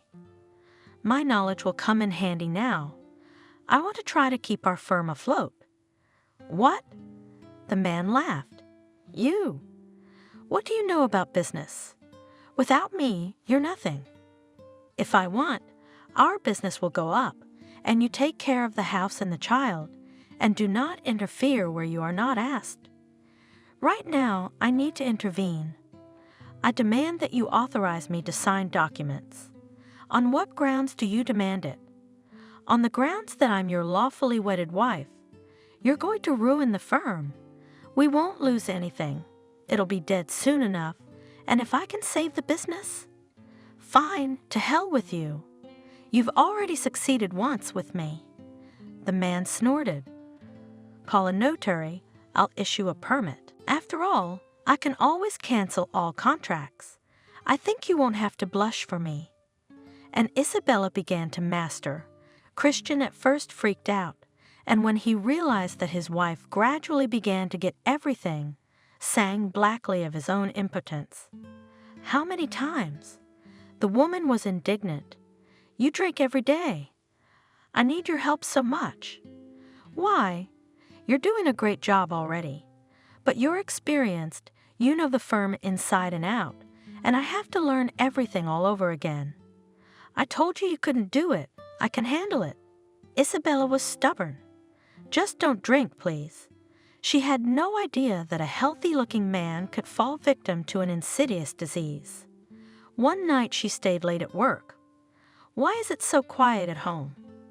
Isabella wondered as she entered the living room. "Christian, where are you? Did you go to bed already? I need your advice. I think I've figured out why things aren't going well." She looked into the kitchen. Her husband was nowhere to be found. She opened the bedroom door and was horrified. "Christian, what's wrong?" Isabella rushed to her husband, who was lying on the floor with his arm tucked under him. "Christian, don't frighten me." The man mumbled, writhing in pain as his wife tried to lift him up. "Christian?" Isabella cried, startled by the realization. "You're having a stroke." "Wait, I'll call an ambulance." She called the doctor, asked the guards to move her husband to the couch. "Unfortunately, you're right. Christian is having a stroke." "Confirmed my worst guesses, doctor. His right side is paralyzed. I'll prescribe therapy, of course, but whether he'll make a full recovery, I can't say. We don't know exactly how long it was before you found him. The outcome of the disease depends on that." "Doctor." Isabella grabbed the man's arm fearfully. "I beg you, don't tell anyone that Christian is paralyzed. If partners and competitors find out about his condition, our business will be ruined. I'll repay you whatever you say, and I'll pay you for your silence." "Good." The doctor looked at the woman in surprise. "It's up to you. You're in shock now. We'll talk later. One more favor. Help me find a professional nurse for him." "That won't be a problem. I promise I'll find the best one. What am I supposed to do now?" "Pray to God and don't give up hope. Christian, young man, he'll do fine." Isabella is immersed in business. Not a living soul knew that Christian lay a vegetable in their big house. Only the nurse and the cook were allowed to see him. "Isabella." One day the secretary informed her, "A rival firm wants to see you." "What is it?" Isabella felt a chill go through her. "They didn't say, but they've set up a meeting for tomorrow at the cafe." "Well, let them know I'm ready to meet." "Oh, and tell the chief accountant I'm expecting 6 months' worth of returns." Half an hour later, the chief accountant showed up. "Isabella," he began, "I don't understand why you're digging through old reports." Chuckling to himself in a mustache, the man asked, "Why should such a pretty head have to bother with such dull figures?" "Christian checked them. I don't think you'll find anything interesting there." "I'm interested." Trying not to lose her composure, the woman replied, "To understand why lately we've had lucrative deals fall through, why the materials we partially paid for don't arrive on time, you can answer me these questions, can't you?" "Well, my dear," stretching words and hinting that she knows nothing about the affairs of the construction company, said the chief accountant, "it happens, sometimes deals are broken and suppliers let down. It's all business. I need a full report and analysis of the working firm. If you can't give clear answers to my questions, I won't keep you. You're firing me." The man's eyes widened in surprise. "I do not need people who do not cope with their duties and also let you openly laugh at the head of the firm. You're not the head of the firm. As long as my husband is sick, I am the head of the firm. If you don't want to follow my orders, the door's over there. Do you understand? Instead of helping me to save the firm, you're sticking your fingers in my wheel. Christian is sick, and you're happy to tear up his life's work, you and Greats. My husband has done so much for you. I see you get a good salary, go, work, and that by the evening, the report was on my desk," Isabella said firmly. Shocked by her rebuff, the chief accountant silently went to his office. "Can you imagine?" The man was indignant. "She told me off like a boy. I've been working in this company for 20 years, she, without a year a week, and already in full command. Who is she anyway?" Supported his colleague. "We have never seen her before in our lives. They say she has not worked. How will she be able to save the company? Did Christian buy her diploma? Yeah, someone gets gold, but she gets a diploma. With that kind of knowledge, she shouldn't be in business. How did she manage to marry Christian? He was a confirmed bachelor. Don't you know how girls like that get married? With a figure like that, a face like that, you could seduce anyone. I can't wait for Christian to come back to us. I know in my heart she'll bring the firm to a standstill. I wonder how she'll sort out the accounts. She probably only knows how to spend money. Why are you going after her? Isabella's got an advocate. Let her try, see if it works out. Christian will be back, and her competitors aren't dormant. You mark my words, they'll try to get their hands on the firm." The next day, Isabella came to the cafe to meet with a representative of a rival firm. "What did you want to tell me?" Without further ado, the woman asked, "How's your health, Christian?" "By your prayers. I don't think you asked me here to ask about Christian's health. Tell me what you wanted to say." "I don't have much time." "It has come to our attention," the man spoke softly, "that your firm has been experiencing some difficulties in recent months. We'd like to help. Help how? We'd like to buy your firm out of your problems. Why would a pretty woman like you take on a huge business? You don't know much about construction, to put it mildly. Yes, things are a little rough right now, but it's only temporary." Barely restraining, ready to burst out of emotion, said Isabella, "We are not going to sell the business. Christian is seriously ill. Will he be able to return to the management of the company? Don't doubt it. He is already on the mend. Perhaps we could meet him then and talk things over. Maybe he'd be interested in our offer. He's got his health to worry about, and the problems at work could aggravate his illness. Shouldn't you be so worried about my husband's health? The doctors are doing all the necessary procedures to get him back on his feet. And by the way, they don't recommend disturbing him. As I said, we have no plans to sell the firm. My husband is in the loop, and I'm coordinating with him. As far as I'm concerned, the business is in a critical state, and we're offering a good price. No, don't persuade me. My husband will soon get back on his feet and figure things out on his own, but in the meantime, I'm doing a good job of running the firm. I hear the employees don't trust you very much. I wonder how you know so much about our firm. Oh, I get it. There's an inside man on the payroll. Let's not talk about that. The man avoided answering. If you'll excuse me, I have to go. Isabella got up from the table. We have nothing more to talk about, so you'll consider our offer? I won't be able to offer such a favorable price next time. My answer is no. Isabella flew to work. We have a mole. How did I not realize? She thought. That explains everything. My job is to find it, and the sooner the better. She meticulously studied every document, even taking her work home. There in silence, she worked easier than under the gaze of subordinates, who frankly laughed behind her back, skeptical of her ability to pull the firm out of a series of bad deals. Imagine that. She complained to her friend. They don't take me seriously. No wonder. Callie laughed. With the way you look. Who's gonna believe you're good at accounting? That you're so smart. I have to find the mole, or our competitors will be working ahead of us. Think, analyze, concentrate, and then everything will work out. And Isabella, day after day, got deeper and deeper into her work. Explain it to me, please.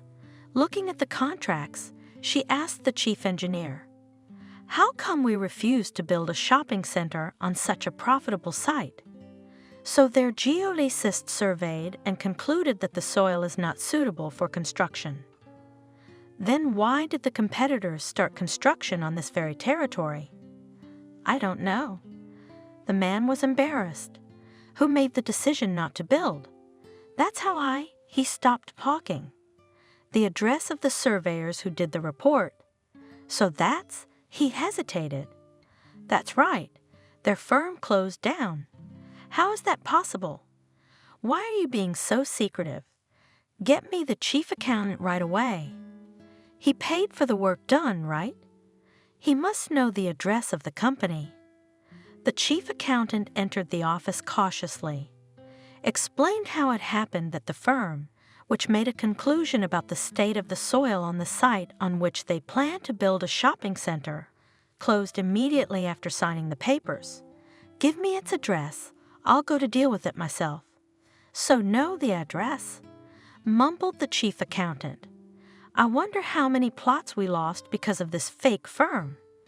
The men looked at each other in silence. You both immediately write a letter of resignation. Isabella ordered quietly but firmly. You have no right to fire us. The chief engineer shrieked. We were hired by Christian. Don't you dare poke me. I'm in charge of personnel here now. Get out, both of you. Isabella, the receptionist came flying in. How could you fire the most responsible employees? Christian wouldn't allow it. Christian didn't realize that these responsible employees had recently started working for the competition. Simply put, they were selling out, betraying their boss. If you don't agree with my decision, I will quickly find a replacement for you.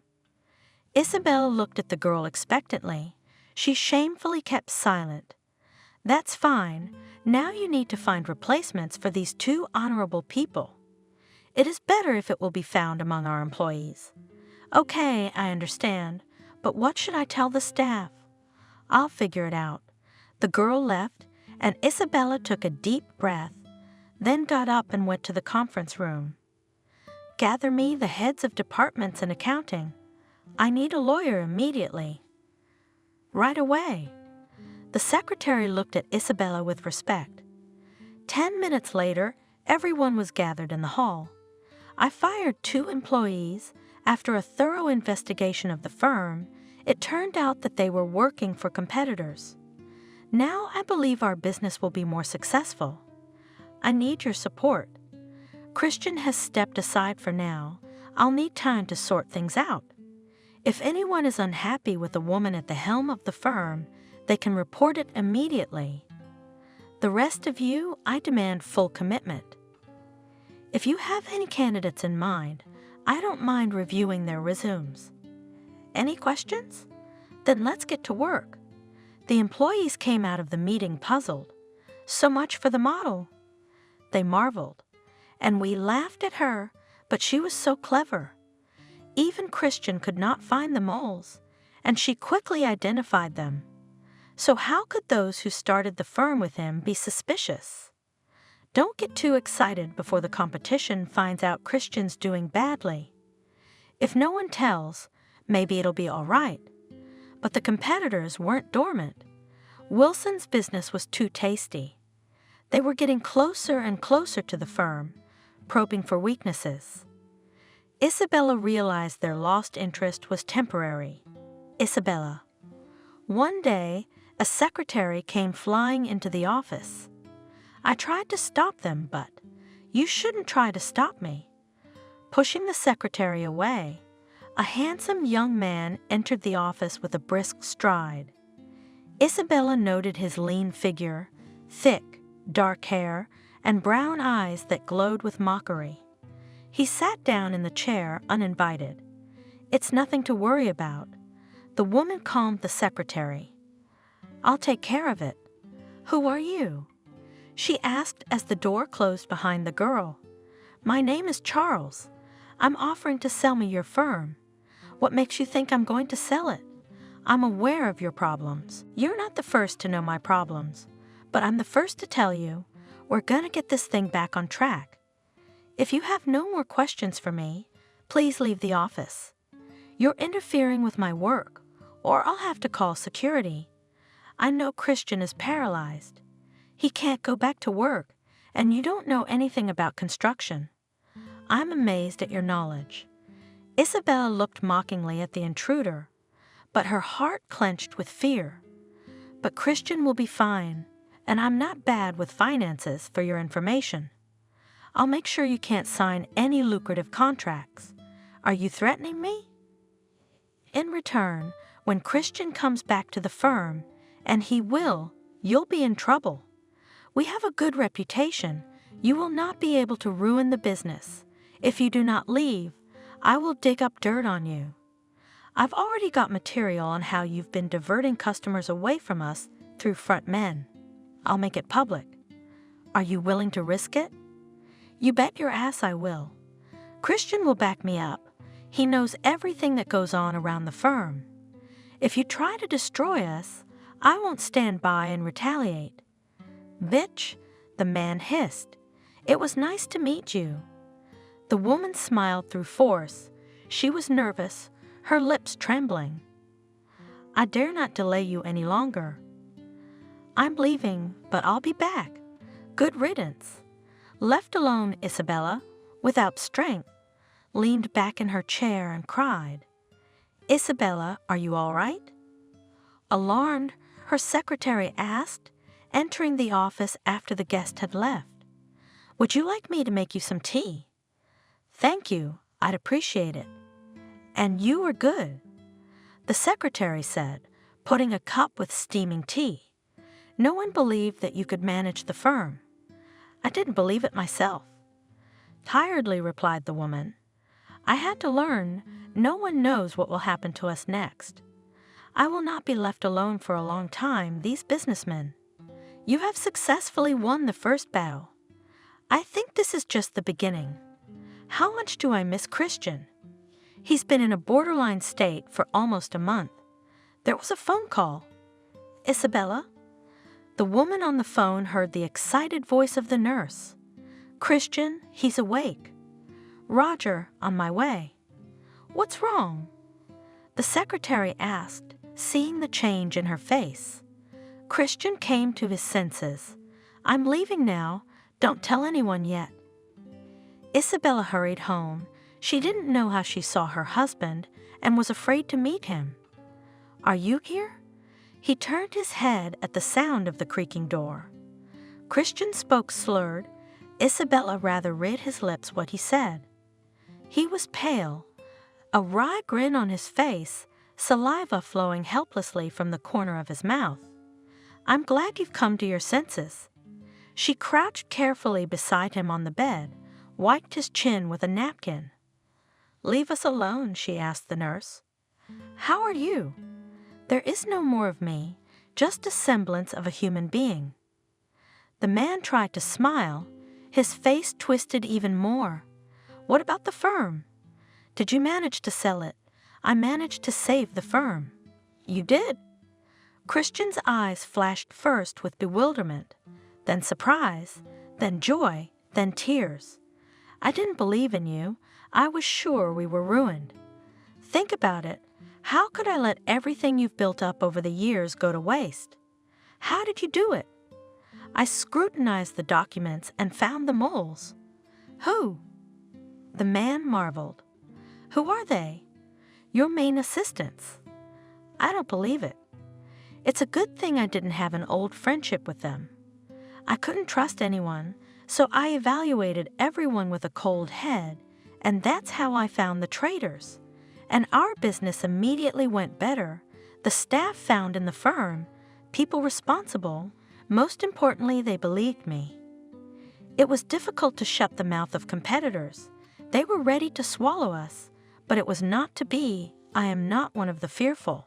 I remember. Christian grinned with difficulty. I was able to fend off the first 2 attacks. The woman was silent, but we hope for your recovery. That you've come to your senses is a good sign. I'm not deceived. He looked at his wife carefully, and I realize my present condition is only a temporary improvement. I feel I don't have much time left. Don't say that. Hotly, Isabella exclaimed. You'll make it. No, I'm done for. I'm not getting my hopes up. He closed his eyes and was silent. Tell me, did you love me a little? He asked, after a moment's pause, looking pitifully at his wife. Don't lie to me. I want to know the truth. No. Quietly confessed the woman. I never loved you. I knew I felt you didn't love me, but I had hoped so much to be wrong. You're legendary in business circles, even have your own admirers. Ah, she picked up on Charles' mocking tone. I thought you were here to take over the firm again. I have another suggestion. Why don't we merge our firms? I'm doing fine. I don't need anyone's help. Isabella. Charles came very close to her, handed her flowers. She buried her face in them, savoring the fragrance. I liked you right away, that memorable meeting. I didn't expect to be rebuffed. I was told you were a beautiful doll with no brains, but I realized from the first minute that you were a smart and confident woman. I was afraid to admit even to myself that I was in love.